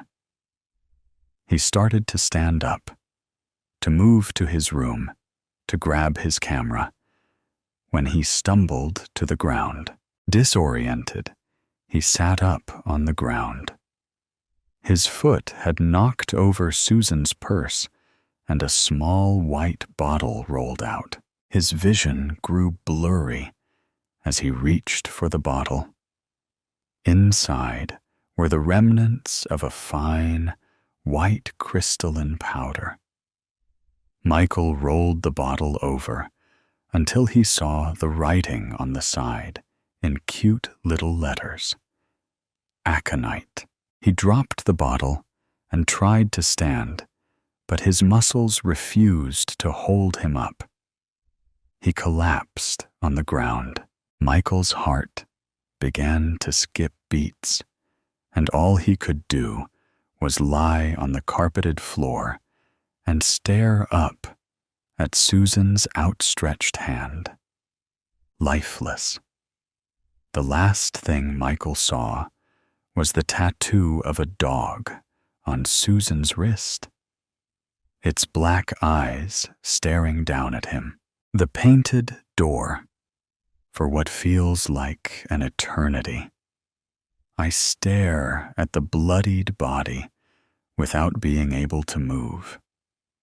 It's sprawled at my feet, limbs flung wide open, limp, each arm and leg pointing in a different direction on the filthy cobblestone ground of the tiny, walled, dark, and abandoned courtyard. Above us, the moonlight and the sparks of stars flicker behind white clouds that slice through a deep blue sky, like ghost ships crossing distant, uncharted seas. The layers of mythical creatures and fearsome leviathans.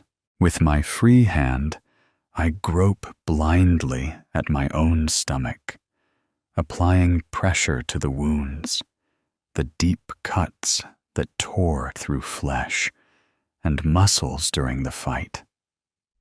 Warm, dark blood gushes between my fingers, trickling down my arm, soaking the inner sleeve of my shirt and jacket. A lantern shines through the fogged glass of a third-floor window in the adjacent building. I run and hide, crouching behind a bush. Clenching my teeth, I stifle a groan. "Who's there?" demands the gruff, weathered voice of an old man. Through the tangle of leaves, cloaked in shadows, I watch him. He wears a long, white cotton nightgown and a matching cap. One hand holds the open window, while the other grips the lit lantern. He squints and scans the courtyard, fixing his gaze on the body. Hey, you degenerate drunkard. Go die somewhere else, Satan. Shoo, shoo. He yells like this for a minute or two, then grunts, mutters a curse, shuts the window, and disappears along with the light inside the room. I lift my head and look around, peering through one of the gaps in the ancient stone wall into the street. Seeing no one, I seize the opportunity to leave the scene. I rise, pull myself over the wall, and slip into the narrow, winding cobblestone streets. I try to move quickly, but quietly. I fail at both. The wound slows me down, saps my strength, the precision of my movements, and wherever I pass, I catch the attention of horses tied to posts or hitched to carriages, and dogs guarding gardens and courtyards. The former neigh and snort, the latter bark, bare their teeth, and growl behind fences, stone walls, or the iron bars of gates. The streets are deserted, except for the animals, silent save for their sounds, the gusts of wind, the rustling of leaves, the creak of hinges on lonely shop, and tavern signs swaying in the dim light. Of the lanterns hanging from sparsely spaced posts along the paths, only a few remain lit. I regret coming on foot, but at the same time, I know I had no choice. I couldn't risk having the coachman as a witness, and driving my own carriage alone would have raised too many suspicions. A rider draws far more attention than a man on foot. A man can move unnoticed, can hide at the first sign of danger, can leap over walls and slip through courtyards unseen, can climb walls and travel across rooftops. After a while, I stop feeling my legs, stop perceiving their movement. Despite my thick, fine clothes, I feel a terrible cold creeping up my spine, stabbing beneath my ribs, filling my chest and guts with dread. I collapse on my knees beside a wall and sit with my back against it in a dark alley, sheltered by shadows, trash, and foul smells. Just a minute, I think. I only need a minute. If I allow myself 1 or 100, I can't say. But I wake startled when the clamor of sirens and bells reaches my ears. I've been discovered. They're after me. I bury the fingers of my free hand in the crevices of the wall, between the stones, and pull myself back onto my feet. I resume dragging myself forward, attempting to run. I stagger in zigzags, stumble and nearly fall, collide with posts, carriages, empty stakes, and walls, yet press on, one street at a time and one turn at a time, choosing the most crooked and darkest paths, cutting through back alleys, narrow lanes, and forgotten open courtyards. The dreadful symphony of the pursuit never seems far, but also doesn't gain on me as much as I fear. It follows me closely, always keeping the same distance, as if it were holding back for now. It is a macabre, inhuman sound, seemingly coming from nowhere and everywhere at once. I am about to turn a corner when I see the light. Unlike any other I have ever encountered. It is not yellow or orange like the light of fire or lanterns. It is white, pulsating, alive, like sunlight itself. I stop, leaning against the wall of a building, mesmerized. The light crawls over the cobblestones like a living thing, formless and boundless. As it approaches, the colors of the lanterns, the animals, the stones, the ground, the walls, everything it is about to touch, fade away. It is as if the light is absorbing these colors, transforming objects into pencil sketches on white paper, like the ones I make before transferring my drawings in color to the canvases that I exchange for prestige, privilege, and fortune. Then the light swallows them, sucks up the colorless drafts as well, consumes them as if it were an immense, infinite mouth. The mouth of God, reclaiming into cosmic oblivion the living and the dead of this world. Behind the blinding curtain, the world disappears, ceasing to exist in a way that defies both physics and human intellect. Slowly, the light moves forward, a white void, smooth and shapeless, transforming what once was into nothingness. It is at that moment that the bells and sirens grow louder and closer, unbearably near. I look around and then start running again. I cross the intersection, with the light devouring the finite world to my right, and follow the street perpendicular to its advance.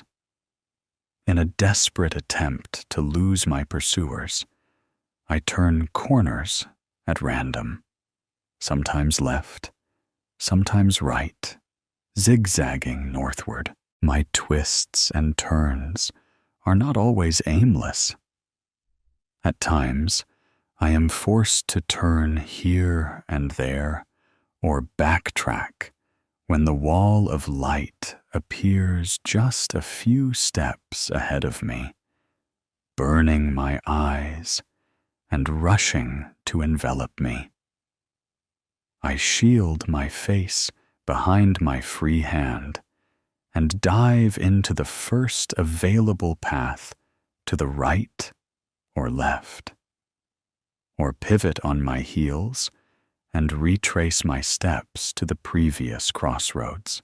Thus, I conquer the paved streets and the dirt roads, crossing the mile-long stretch that separates the town from my private hill and the mansion crowning it. I pass through the garden gates and rush to the front door. The guards and other staff still awake at this hour are startled, surrounding me, offering to help me walk, to carry me to a bed, a chair. They inquire about my injury, whether they should send a rider to fetch the physician from the village. I command them all to step back, to leave me alone, ordering that every door and window be sealed. For a brief moment, I work alongside them in this endeavor, but then I turn and make my way down the corridors to the bedroom. I kneel by the side of the massive canopy bed and touch Maria's warm face as she sleeps in peace and oblivion, undisturbed by the banging of doors, the shouted exchange of orders, or the music threatening to unravel my perfect world. The clamor of that million-strong chorus of sirens and bells. Gently, I wake her and help her to her feet. Quickly, my love, come with me. You must come with me, I whisper urgently, pulling her by the hand. She follows, trembling, crying, asking about all that blood, about the injuries, and the blood, the blood, the blood. So it was all over, then. Had I won? Were we finally free to live our love, no longer bound by escapes, lies, persecutions, or consequences? I pull her by the hand through the corridors to my studio. Along the way, I grab one of the lanterns hanging from rings fixed to the stone walls. I enter, pull her inside, and lock the door behind us. Frantically, I fly from one side of the room to the other, ensuring all other entrances and windows are shut as well. I move unsteadily, stumbling, pushing aside finished paintings, knocking over empty easels, unfinished canvases, and tables cluttered with papers, palettes, jars of paint, and brushes. Once convinced that every possible entry is sealed, I return to Maria, grasping her hand again, and lead her toward one of the walls. I scour the floor for a brush and a jar of paint. When I open the first jar, I find inside a solid, useless, gray lump. I hurry around the room, gathering more jars, only to find them equally futile. I try using the paint from the palettes, attempting to make it at least pliable with saliva, but to no avail.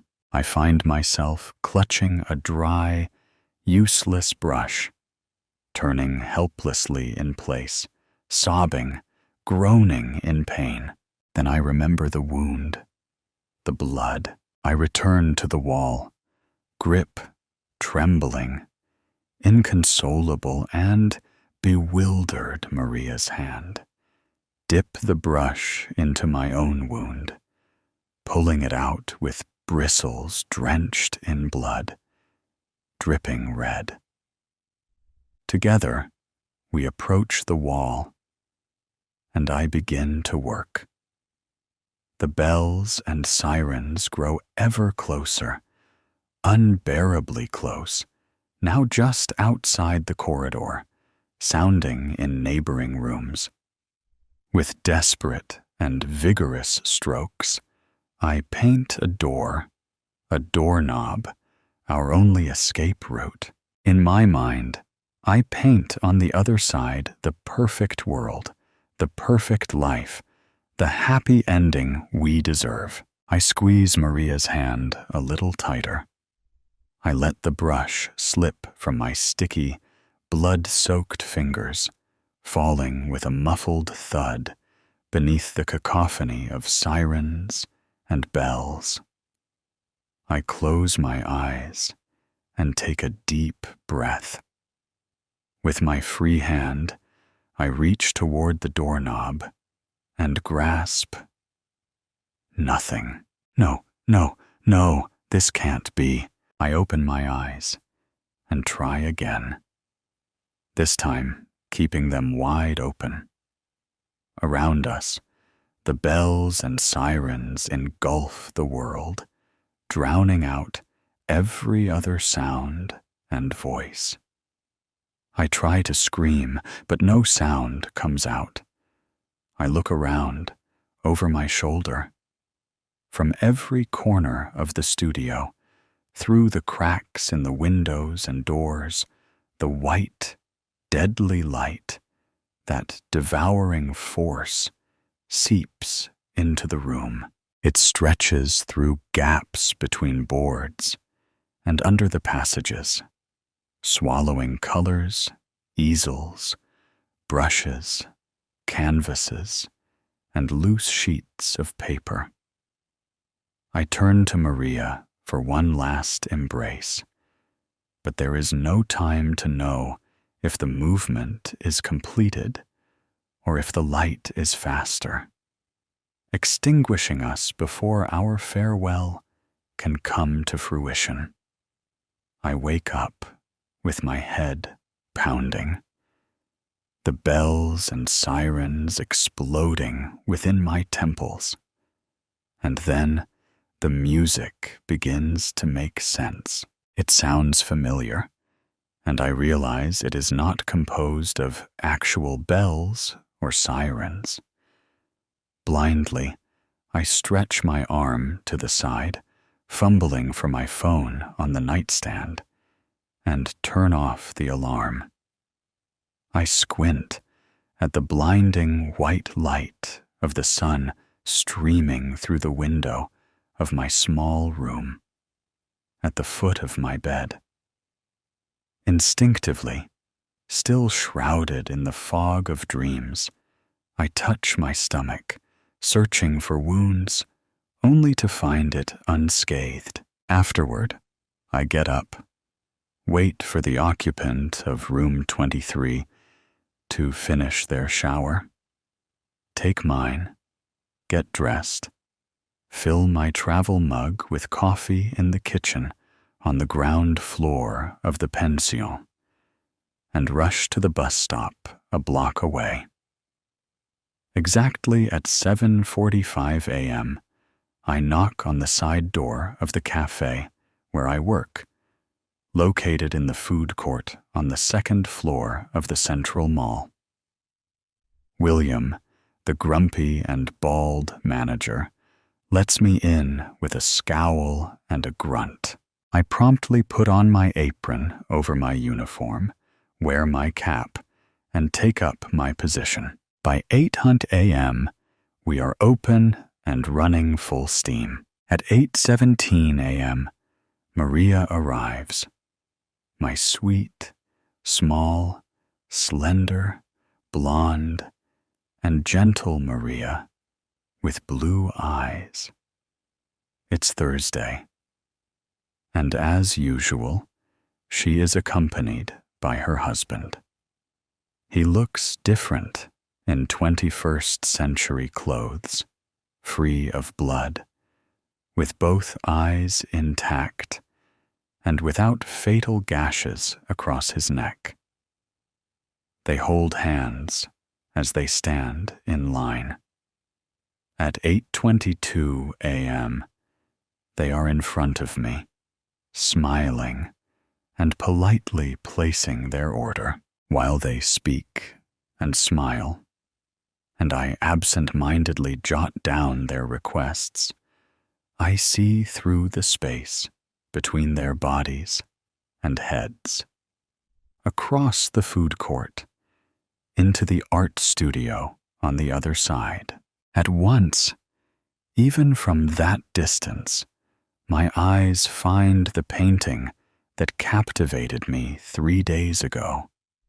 among the dozens of canvases and easels displayed in the windows. A couple holding hands before a door painted on a wall. The man, clearly a celebrated artist from the 18th or 19th century, still clutching a brush wet with paint. And the door. That door. Ah, that door. And that freedom. And that door. And suddenly, they could go anywhere they wanted to, could love each other and be happy wherever they pleased, as much as their hearts desired, in any place they chose, and nothing else could follow them. Not through that door. Nothing beyond them would be able to cross it. Certainly, nothing bad or evil. I finish jotting down their order. We exchange pleasantries, and the couple turns their back on me. Maria turns her back on me, taking a seat at one of the tables with her husband. The two share a brief kiss, a tender smile. Clearing my throat, I call out in a loud and steady voice, "Next!" And the line moves, and life goes on around here. The Painter of Souls. It was the first time in 2 years that the group of friends had reunited for this trip. After many cancellations and unfinished plans, everyone had made an effort to make this outing a reality. They hadn't spoken much during the funeral 2 years ago, and it almost seemed as if their friendship would dissolve soon after. But through the video game chats they frequented, nostalgia and good memories rekindled the bonds that had weakened with the loss. They talked about how competitive Bennett had been in many of the games they played, how he would ask for rematches multiple times, failure after failure. They spoke about how he would have wanted them to spend time remembering him, just like this, with laughter and anecdotes. The three of them went from contacting each other through video game chats to messaging on their phones and making video calls. "We should go on the trip," Arlo had suggested one day during one of their group calls. There was a long silence before Thiago said, "Do you mean—" "Yes," Arlo confirmed. The travel plan Bennett shared days before. "Before what happened." "Are you sure?" Roman asked. It was his idea, and he was the most excited about it. We never understood what had motivated him so much to organize this trip. "He wanted us to meet someone," Arlo said. "That's the only thing I remember." "Someone in the middle of the rainforest?" Thiago inquired. "Well, it was also a sightseeing trip around the city, and a chance to visit many of the famous archaeological exhibitions in the area. The museums, too," added Arlo, who had, in fact, graduated in art history. "And what about the person you said he wanted to find?" Roman asked. "I suppose we don't have enough information to look into that," Arlo observed. "That's why I suggest we take the trip in his honor and try to enjoy it as the four of us would have. You know?" "That's not a bad idea," Thiago said, encouraged. "I could use a holiday. I need to get out of here. An excuse to take a break from my business." "And when was the last time we traveled together?" Roman added. "Let's do it." Just like that, the three of them made their preparations for the trip on the following weeks. They looked up information about their destination and its tourist attractions, paid for their plane tickets, and agreed to meet at the airport 2 hours before the flight. On his way to the airport, Arlo had decided to stop by Bennett's house. He knocked on the door, and it was Bennett's mother who answered. The woman looked at him in surprise, but she immediately moved to hug him once she recognized him. "My goodness, Arlo, it's been so long. I wasn't expecting to see you after the funeral. Come in, come in." She invited him inside. They entered the living room, where photos of Bennett with his siblings and parents filled every corner of the room.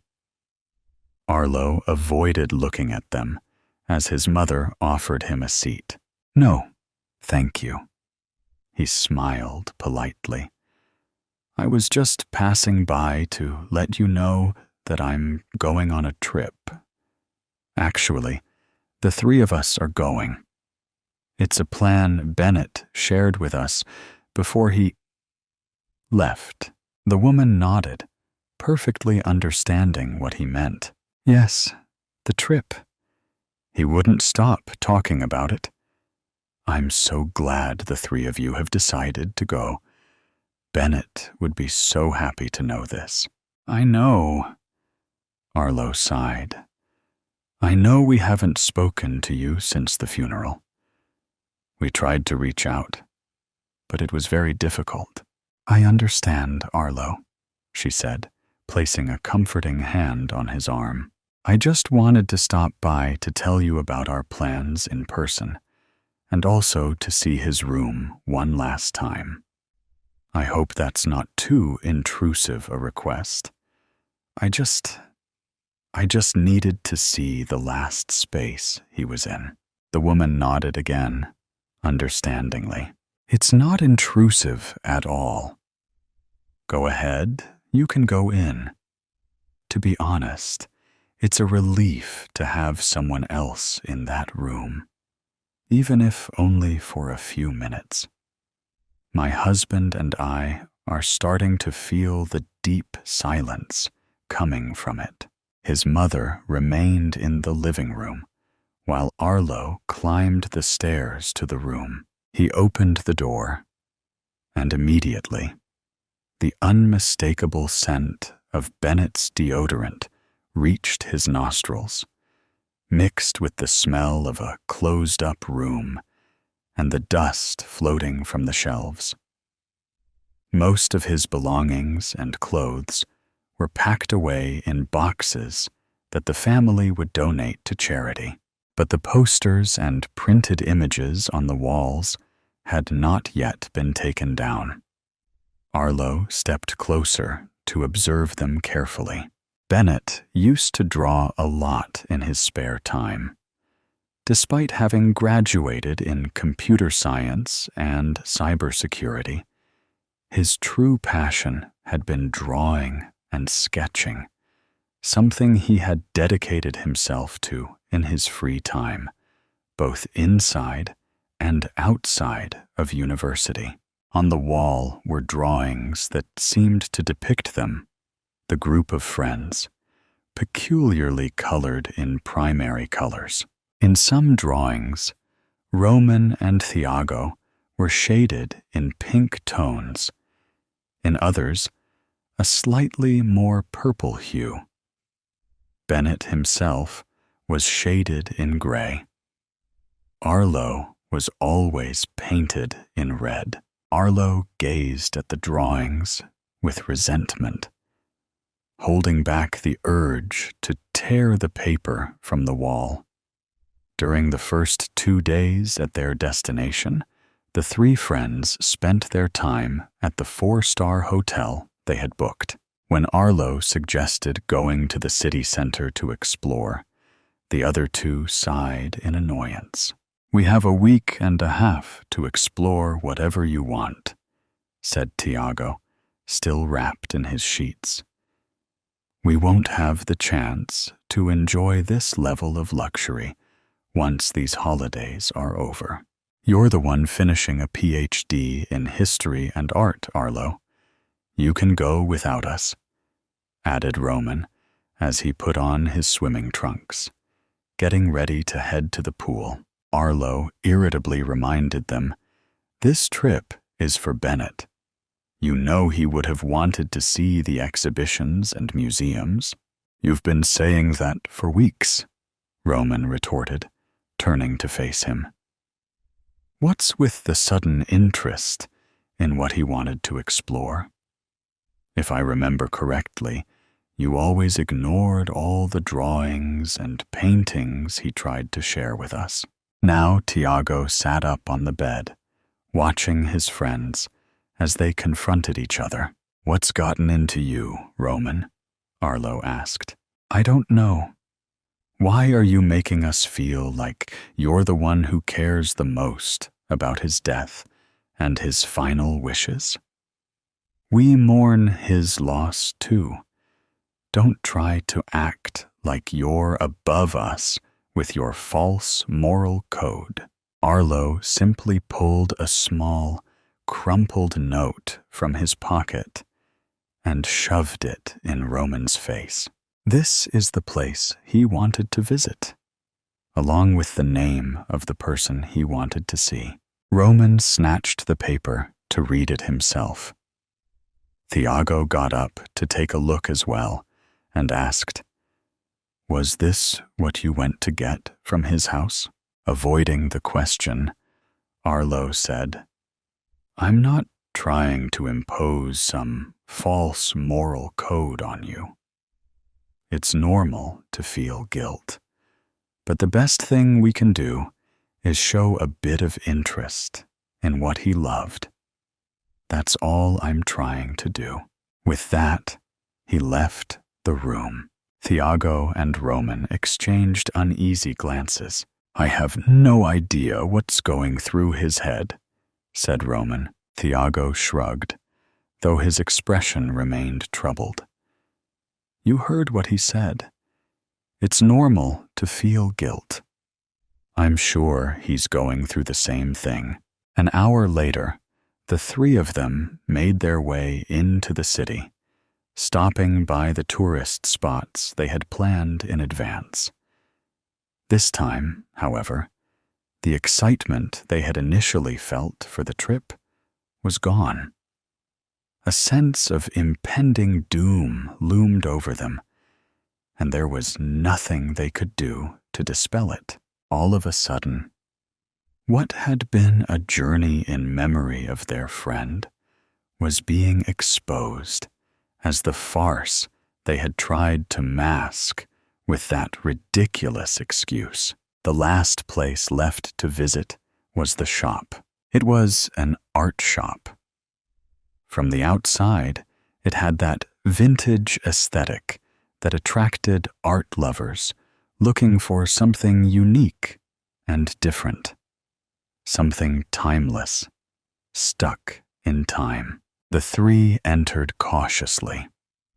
The shop was empty, and the light streaming through the glass windows fell upon the golden and bronze frames of the various paintings hanging and stacked everywhere. All the paintings depicted people, some in groups, others alone.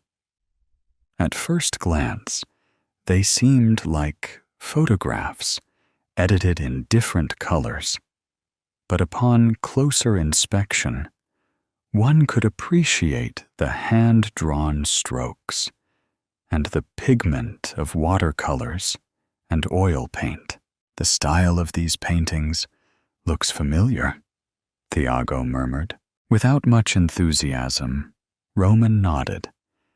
"Yeah, this is exactly how Bennett used to draw." The characters in the paintings were painted monochromatically. Each person in each painting had a certain tone of color assigned to them. Some colors were more intense than others. Background characters in landscapes or scenes were usually depicted in different shades of gray. In portraits, many were also colored in gray. The three had been so absorbed in the artwork that they hadn't noticed the man who had approached them to greet them. "Greetings," he said. The group startled and turned their attention to him. The shop owner wasn't as old as they had expected. He was likely in his mid-30s. He dressed just like one of them, except for the paint-stained apron he wore. His eyes were a peculiar silver color that stood out in the dim light of the shop. "We're looking for Keita," Arlo stated. "That's me," the man confirmed, pointing to himself. His strong West African accent was evident in his words. "I've been expecting you." Did Bennett talk to you about us?" Thiago stammered. With a rather calm demeanor, Keita tilted his head as if the answer was somewhat complicated. "He spoke to me about you the first time he came here. But that was also the last time I ever saw him," he said, turning to search through a stack of paintings behind him. Carefully, he pulled one out. "Exactly 2 years ago. This is what I painted." Keita placed the painting in front of them. Roman paled at the sight of it. Thiago still couldn't understand, and Arlo remained silent, pressing his lips together. The painting was a reproduction of a real photo the four of them had taken 3 years ago on a road trip to the mountains. The picture had been taken with a camera set on a tripod. However, in this painting, only Arlo, Roman, and Thiago smiled at the camera, standing in front of a rocky landscape with waterfalls cascading into a lake. Bennett appeared as a gray shadow in the background, at the edge of the lake, a few meters away from them. Beside him, another gray figure crouched at Bennett's feet, as if crying. It looked like the figure of a woman. In the painting, Arlo was colored in a deep red, while Thiago and Roman were shades of maroon. "Where did you get this from?" Arlo demanded. "From the truth," Keita answered. "You guys remember exactly what happened that day, don't you?" No one answered. The silence itself was confirmation. "I can see the color of your souls from miles and miles away," the artist continued. "I don't need to know you to start painting what each of you inspires in me." His tone became more accusatory as he went on. "Bennett had this gift too. He came to me because he wanted to learn more about it. And you, Arlo, you knew that." Roman turned to Arlo, stunned by such information. "Yet you made him self-medicate with drugs so he would lose his mind and end up taking his own life," Keita continued. "I didn't want Bennett to die," Arlo protested, raising his voice. For the first time in years, he seemed to be losing his composure. "I just wanted him to forget and stop painting those damn drawings. He was going to get us in trouble." "You wanted him to forget her?" Keita asked. He walked over to his desk and picked up some drawings, this time on notebook paper, traced by a different hand. "Bennett gave me these during his last visit." Thiago held them in his hands. Upon seeing the frantic sketches of a cadaverous woman in black, gray, and green colors. He gasped, "My God!" and let the sheets fall to the floor in shock. No one bothered to pick them up. She was on the way, Roman murmured, as if talking to himself, as if justifying it to himself. She came out from between the trees like a madwoman. That's why we hit her with the car. She fell into the lake, and there was nothing else we could do, Tiago exclaimed desperately. Why jump into the lake to retrieve a body that was already lifeless? All that Arlo said to Keita was, "What do you plan to do with all of this? Send it to the police?" At the absurdity of his question, Keita replied, "I am not in charge of the punishment of men. Justice will be served, but not by me." His silver eyes gleamed as he spoke. "Just keep in mind that now 2 souls are tied to your fate." As soon as they left the place, the 3 of them didn't say a word to each other until they reached the hotel. The following day, each took their flight back home. In the following months, Tiago turned himself in to the police as an accomplice in the cover-up of the hit and run. He was sentenced to 3 years in prison. When the police interrogated Roman, he revealed that although they were all drunk at the time of the incident, it was Arlo who was driving the car and who suggested they continue the trip. Roman was facing 2 years in prison. No one knew of Arlo's whereabouts. He seemed to have moved and changed his name. The authorities did what they could to search for him. But since the victim had been someone suffering from a mental illness and had run away from her own home, and therefore had little family who could report her disappearance, except for a sister, they were content with having 2 guilty individuals in prison and letting the one who escaped go free. Months after all of this, in their respective cells, Roman and Tiago received a letter in a brown envelope. The letter consisted of a pencil-drawn illustration showing Arlo drowning in a lake of skulls. The lake was the only part painted in a deep red, like blood. Jailbreak. The cold, sterile hallway just outside of my confinement center wall made it possible to hear every footstep, growing louder as they neared me, fading as the person receded into the distance, marching to whatever task they were assigned. It was impossible to know how long I'd been here. Minutes felt like days. Hours felt like months.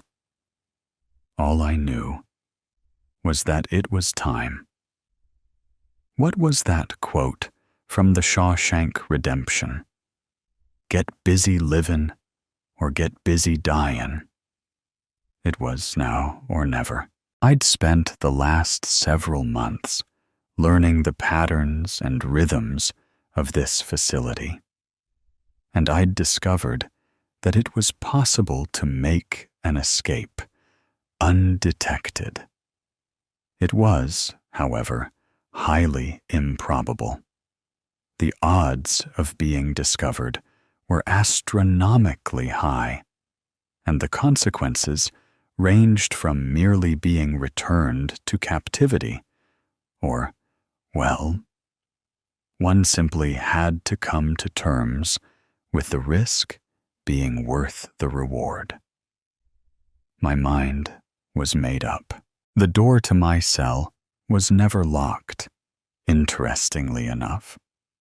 The reality was I could walk out at any time, but that didn't make me any less of a captive.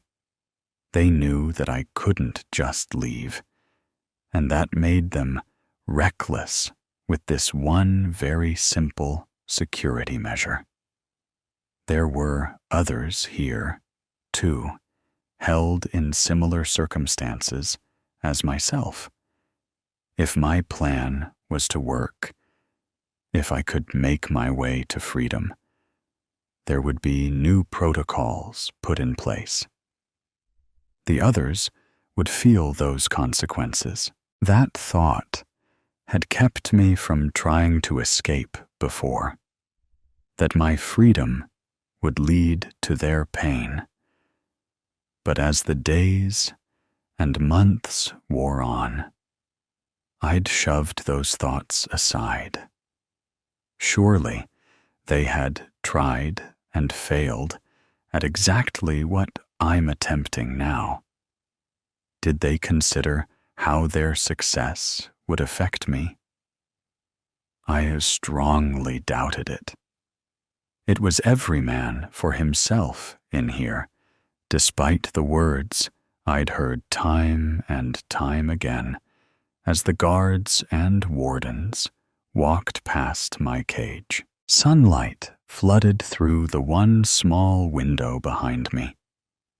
It seemed as though it had been weeks of gray skies. The warmth on my skin was all the encouragement that I needed. It was now or never.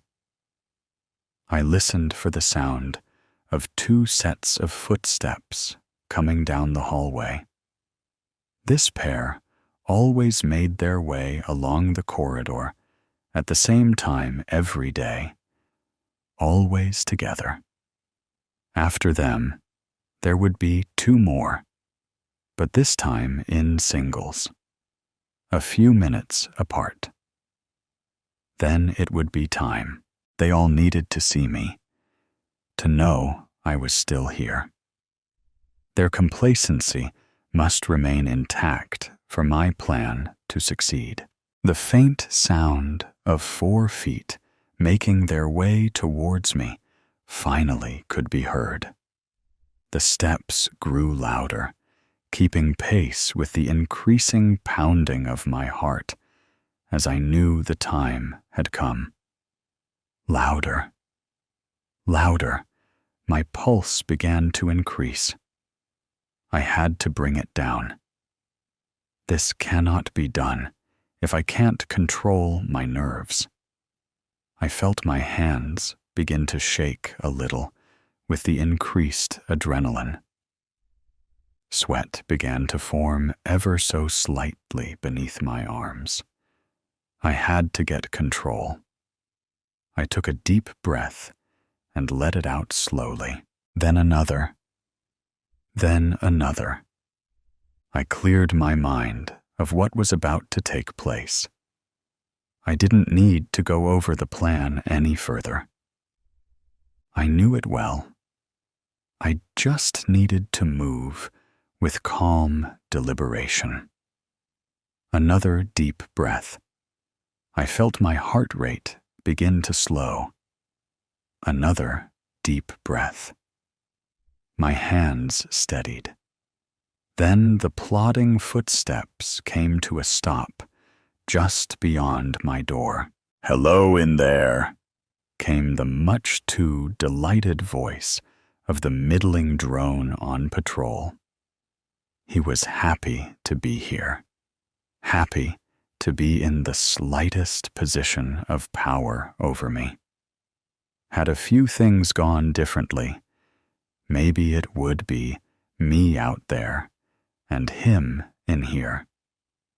I like to think that I'm better than him, though.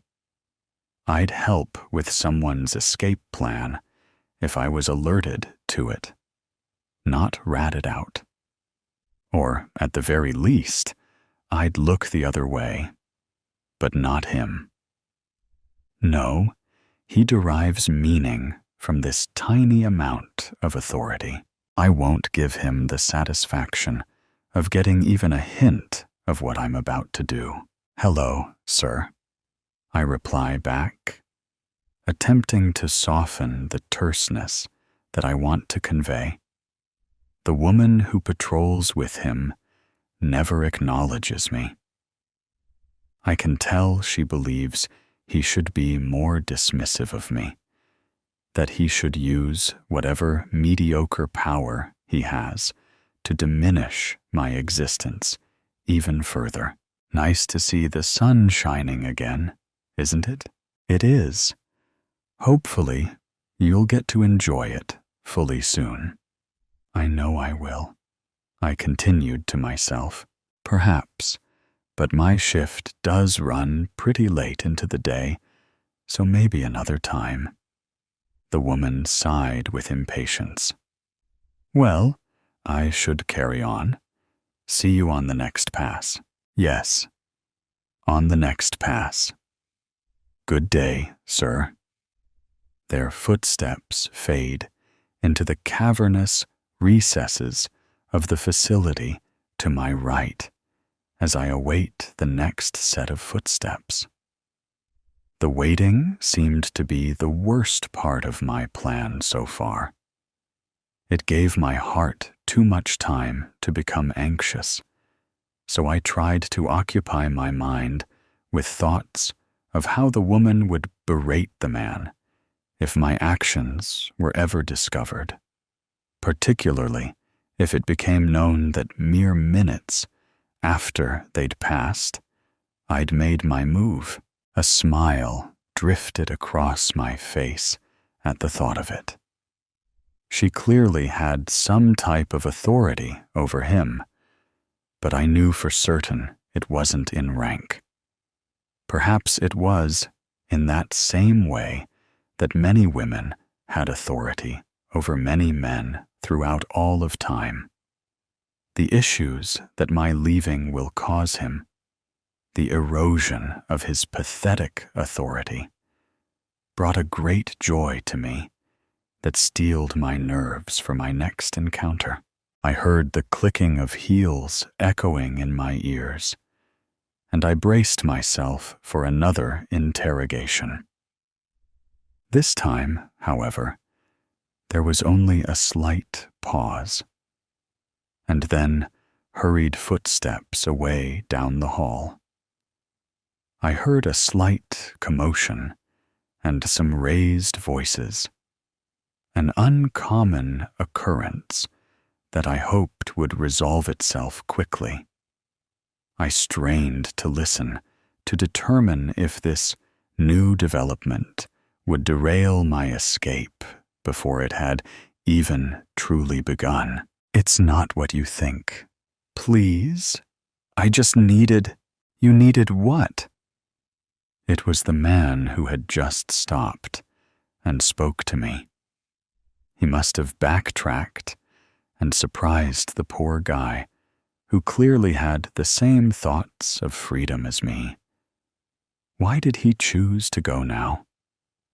The timing was way off for any chance of success.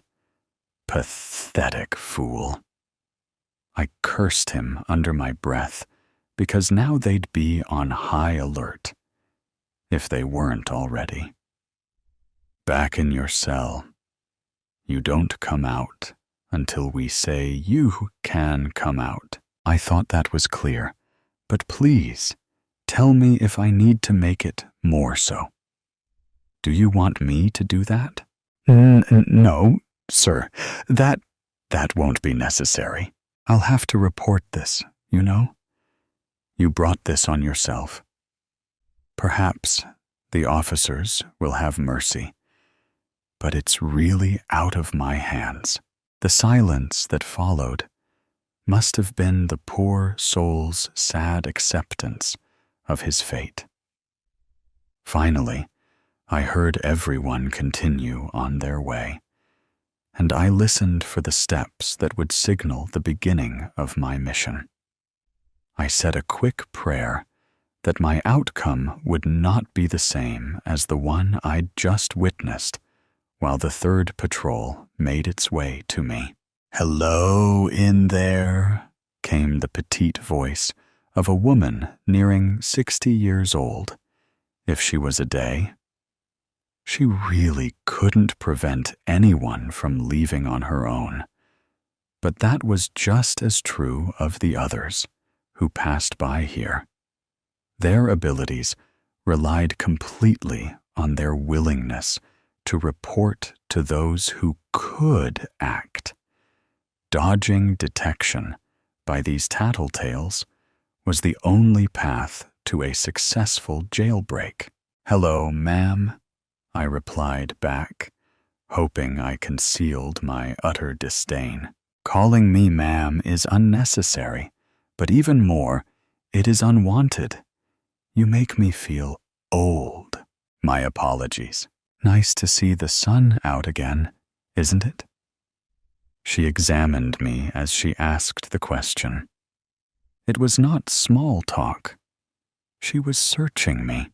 Yes, it is. It's been a while. Hopefully, you'll get out to enjoy it. My heart rate began to rise slightly as I replied. Her eyes pierced into mine as I took slow, deliberate breaths to calm myself. I can't imagine I appeared nonchalant, but hopefully, at the very least, I wasn't giving away my intentions. Well, I have a long day here, so it's hard to say, she said at last. My heart beat began to return to normal. See you on the next pass. Yes, on the next pass. Good day, ma. I caught myself before the word fully formed. Good day, miss. She smiled at that, turned, and began to slowly walk toward my right, just as the others had. When I heard her steps turn the far corner and vanish, it was time for me to go. I stepped out slowly, looking both ways. The coast was clear, so I hurried to my left, careful not to break into a run, as the sound of my steps might give me away to someone I couldn't see. Around the corner to my right, there was a large desk and 2 chairs. I had discovered that this desk was only occupied 2 days a week. Today was not one of them, so I slipped behind it and waited. Now my heart was racing, but that was of no concern. If I was seen at this point, it was all over anyway. I only needed my nerves to stay intact enough to remember my plan. And if I'm being honest, the adrenaline would help my focus. This next part was crucial.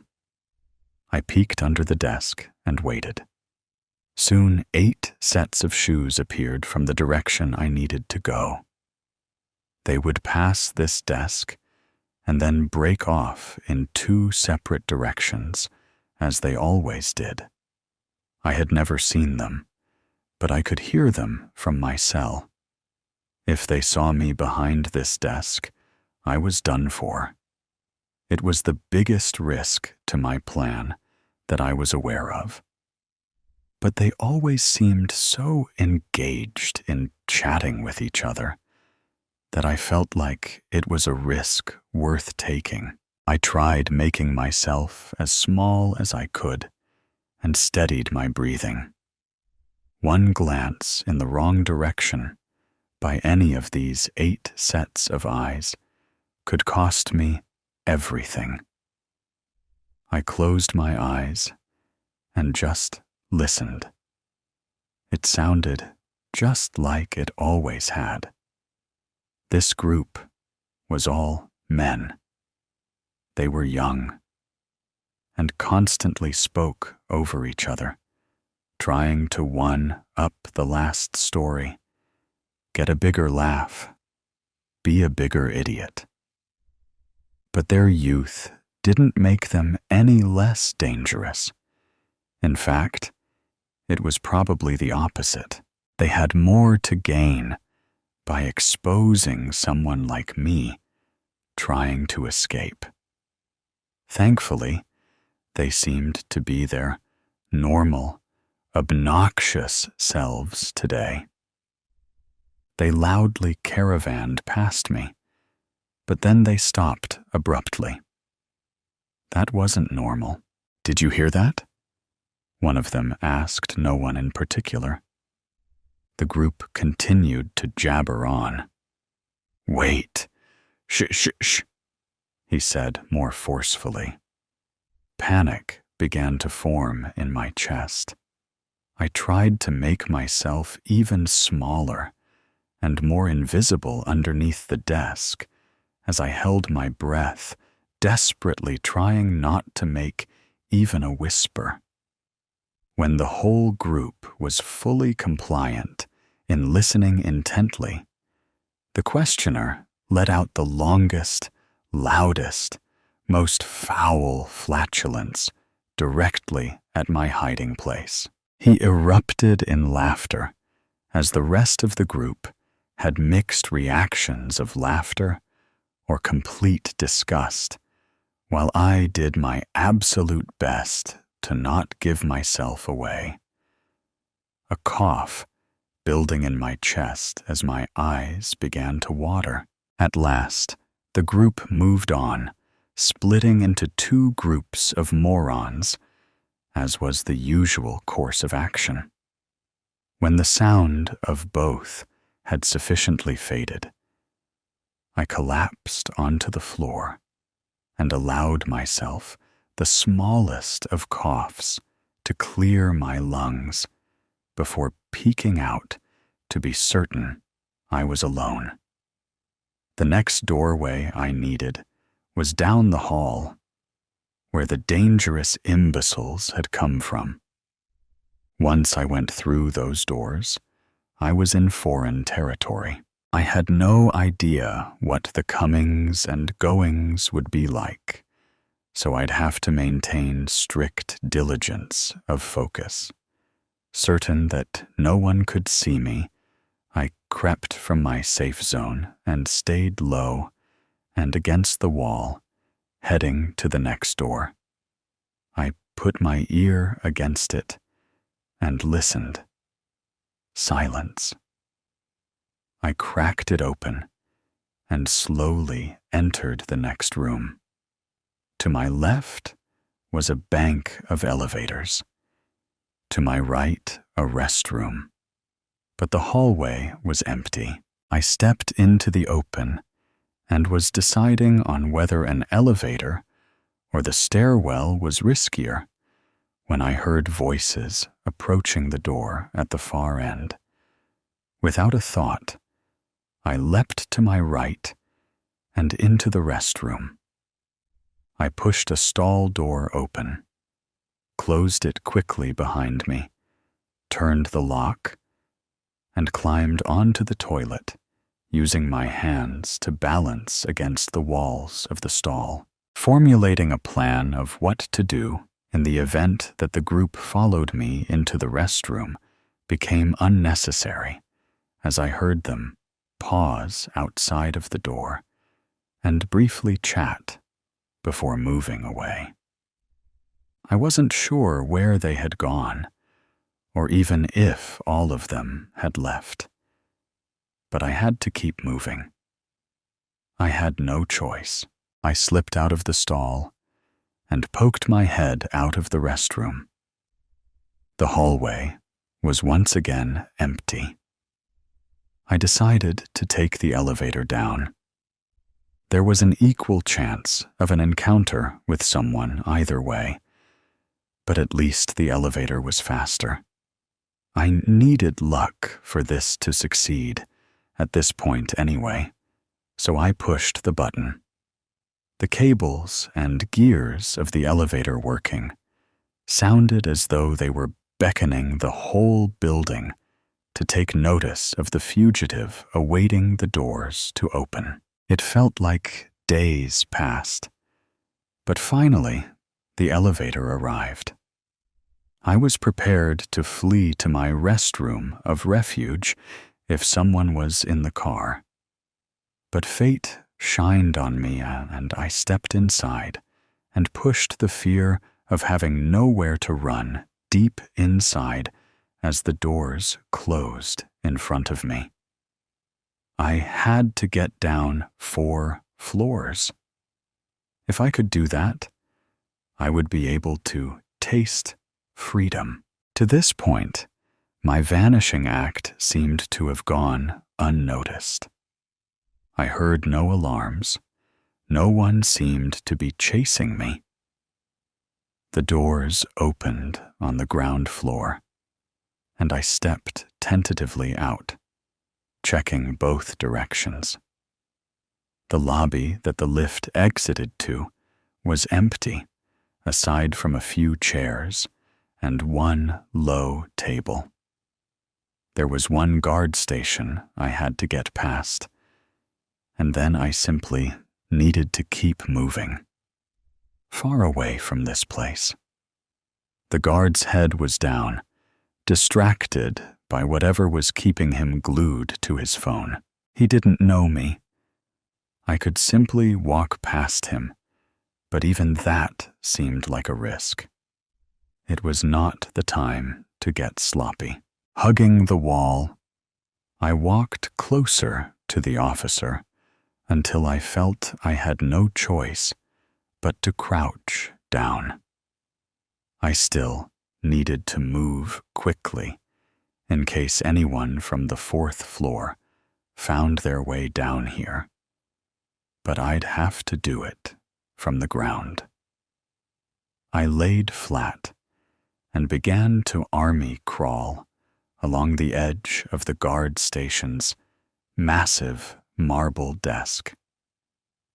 When I'd reached the other side, I edged close to the wall again and inched my way to a standing position and began to walk. "Sir! Hey, mister! Hey!" Panic. The guard must have finished his TV show at the worst possible time. I glanced back to see him getting out of his seat and coming my way. "Sir, you have to come back. Sir, you can't leave." Bet. I erupted into a sprint down the long hallway with windows on both sides. If anyone from the 4th floor could see me, it was all over. "You have to sign out. You can't just leave." Sign out? No way. The guard was gaining on me. He was fast, not like one of those lazy guards you'd see on TV who'd rather eat a donut than do a push-up. He was going to catch me before I could get off the grounds. It was over. I blasted through the door to the outside world and took the steps down 3 at a time. I heard the guard right behind me, closing in fast, just as a car pulled up and screeched to a stop. The door flung open. "Get in." I didn't stop to think. I jumped in and was closing the door as the car began to speed away. I glanced back to see the guard cursing and throwing his hands in the air before I turned to the driver. "Perfect timing," I grinned. "I wasn't sure if you could make it. You have your clubs? Matt's got 'em.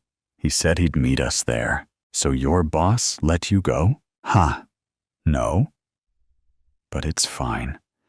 No one knows I left. And by the time they find out, it won't raise any suspicions. No way I was missing the first round of spring. I knew it. I told them you'd make it. You just won me $20. Glad I could help you out. Buy me a beer at the turn. Now step on it. I want to putt a few before we have to tee off. The chromatic drought. Detective Marcus Sign squinted at the fading landscape through his office window.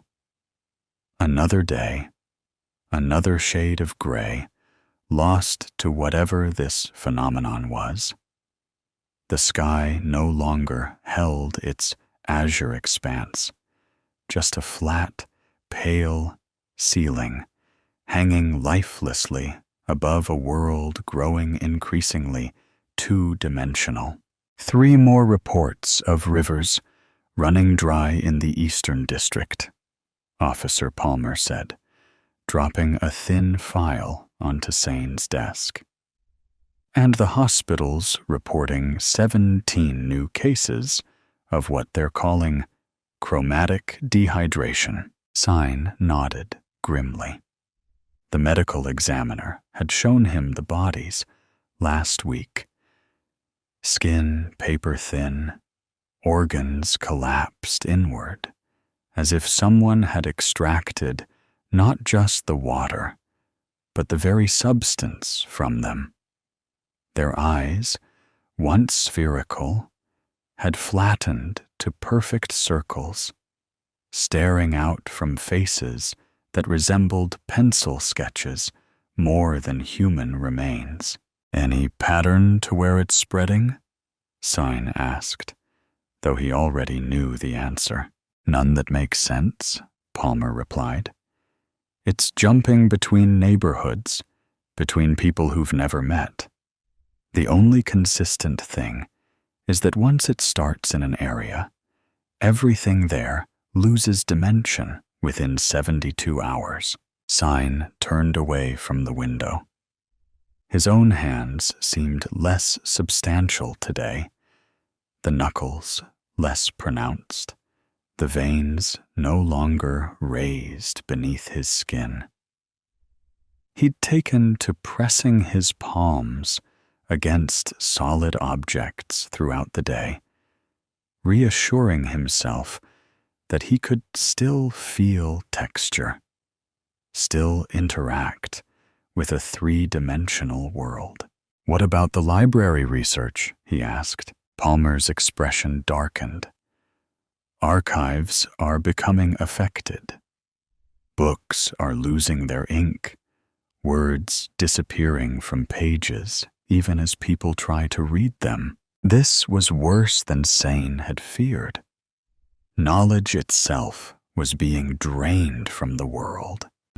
The river had been the first to go in Westbrook.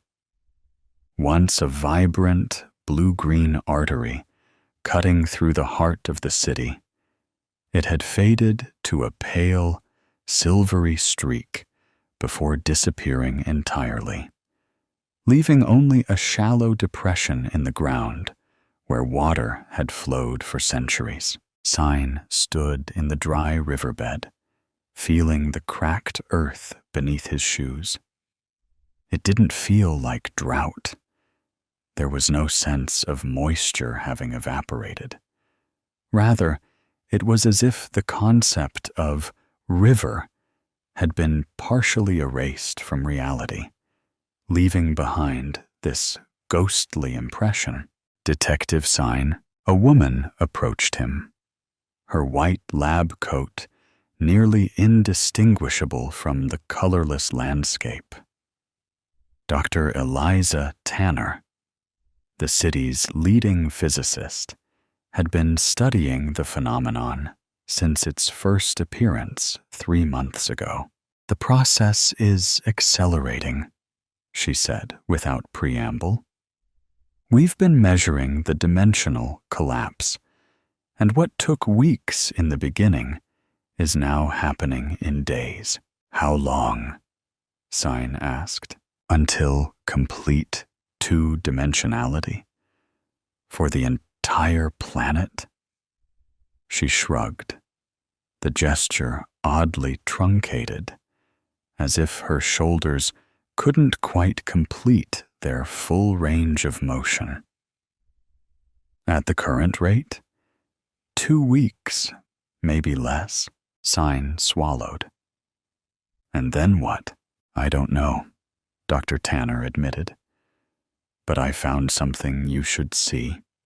The university's rare book collection had been moved to a secure facility once the libraries began to empty. Dr. Tanner led Sign through rows of glass cases containing ancient texts, their pages increasingly blank as the phenomenon progressed. Most of our oldest manuscripts are already gone, she explained. But this one is different. She stopped before a small display containing what appeared to be a journal bound in matte black leather. Unlike the other books, whose pages had turned a uniform white, this one's text remained stubbornly visible, though the letters seemed to shift and rearrange themselves whenever Sane tried to focus on them. It's resisting the effect, Dr. Tanner said. And more importantly, it appeared in our collection the day the river began to fade. No record of acquisition, no catalog entry. It was simply there. Sign leaned closer. Can you translate it? Portions. It appears to be a record kept by something called the Society of Final Memory. From what I can decipher, they were an ancient order dedicated to preserving knowledge through catastrophic events. Preserving knowledge? But everything's being erased. Dr. Tanner's fingers trembled slightly as she adjusted her glasses. A gesture Sign noticed seemed less three-dimensional than it should have been. I think they made a mistake, she whispered. A terrible one. The journal led them to the underground chambers beneath the old cathedral. Sign had never known these catacombs existed, though they appeared to have been built centuries before the church itself. The society maintained outposts throughout the world, Dr. Tanner explained, as they descended the narrow stairs, flashlight beams cutting through dust that hung motionless in the air. According to the journal, they believed humanity was cyclical, civilizations rising and falling in patterns, with crucial knowledge lost in each collapse. So they preserved information across these cycles? Sign asked, ducking beneath a low archway. The stone felt wrong beneath his fingers, too smooth, as if the grain and texture were being slowly erased. Yes, but more than that, they developed a method to intentionally reset civilization if they deemed it necessary, a way to erase dangerous knowledge while preserving what they considered essential wisdom.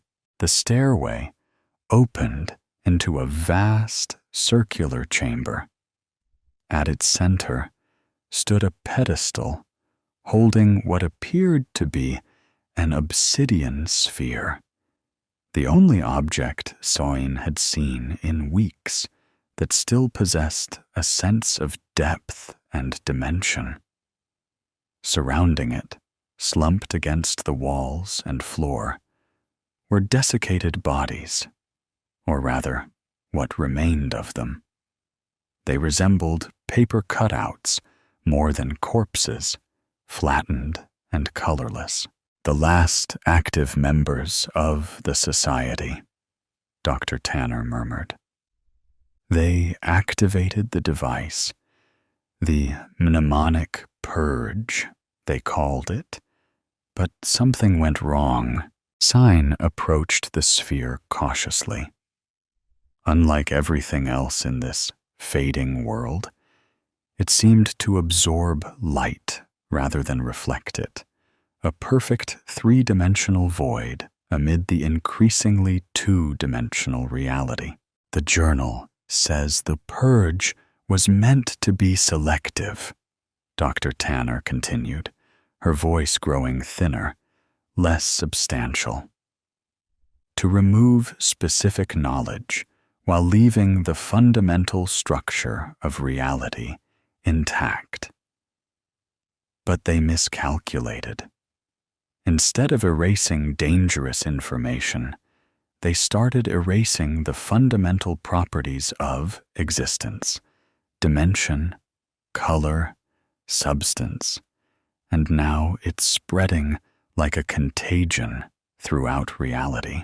Sign reached toward the sphere, feeling a strange pull. Can it be reversed? The journal wasn't clear, but Dr. Tanner's words cut off abruptly. Sign turned to find her frozen in place, her form suddenly flat against the wall, like a photograph. Her mouth was open in mid-sentence, but no sound emerged. Before his eyes, her image seemed to lose resolution, details blurring until she resembled a rough sketch more than a person. Dr. Tanner! He reached for her, but his hand passed through where her shoulder should have been. She wasn't just flat. She was becoming insubstantial. Sign turned back to the sphere in horror. The loss of dimensionality was accelerating. He could feel it in his own body, his lungs laboring to expand in 3 dimensions when reality only permitted 2. His vision narrowing as his eyeballs flattened into circles. The journal had described the purge as a reset, a way to begin civilization anew. But this wasn't renewal. This was erasure. With the last of his dimensional strength, Sane grasped the obsidian sphere. It burned cold against his palms, the sensation almost nostalgic, a reminder of when touch had depth and texture. If the society had started this, perhaps their tool could end it. The sphere pulsed beneath his touch, and Sane had the distinct sensation of something ancient and aware turning its attention toward him. Not a machine, but an entity, a consciousness that had been waiting, perhaps for centuries, for someone to recognize the terrible mistake. You understand, a voice whispered directly into his mind. The cycle was corrupted, the purge incomplete. How do I stop it? Sane gasped, feeling his vocal cords flattening, his words becoming as thin as paper. The purge cannot be stopped, but it can be completed correctly. The sphere began to glow with an impossible light. Not white, or any color Sign could name, but something that suggested all colors at once, dimensions beyond the 3 he knew. Choose what remains, the voice commanded. What essence of your world must survive to build anew? Sign understood then. The society hadn't intended to destroy reality, but to curate it, to select which elements would survive the transition to the next cycle. Their failure had been one of judgment, not mechanism. As his consciousness expanded into the sphere, Sayin saw the entirety of his fading world. Every person, place, and memory collapsing into flatness. And beyond that, he glimpsed other worlds, other cycles, stretching back through countless iterations of humanity. With his final three-dimensional thought, Sane made his choice. "Hey, Jimmy, you still reading that comic?" Mrs. Abernathy called from behind the drugstore counter. "Those new Detective Sane stories are all black and white now that the war's on. Not much to look at." 12-year-old Jimmy Marshall didn't look up from the final panels of Detective Sane and the Mystery of the Vanishing World. He traced his finger over the stark black and white illustrations. The flattened city, the mysterious sphere, the hero's final choice. "I don't mind, Mrs. Abernathy," he replied. "The story's better than the colors, anyway." He turned to the last page, where Detective Sane stood before a newly dimensional world. Color bleeding back into the edges of the panel as rivers began to flow again and people regained their solid forms. The final caption read, "And so Sane chose to preserve not knowledge or power, but the capacity for dimension itself, the ability to grow, to change, to become more than flat impressions on a finite page." Jimmy closed the comic carefully. Outside the shop window, a military convoy rumbled past, headed for the docks, and then across the Atlantic. The world was at war, resources were scarce, and luxuries like colored ink for comics were among the first casualties on the home front. But as he stepped outside into the April sunshine, Jimmy couldn't help seeing the world a little differently, noticing the subtle depths and dimensions that existed even in the harshest of times, the colors that persisted even when they couldn't be printed on a page.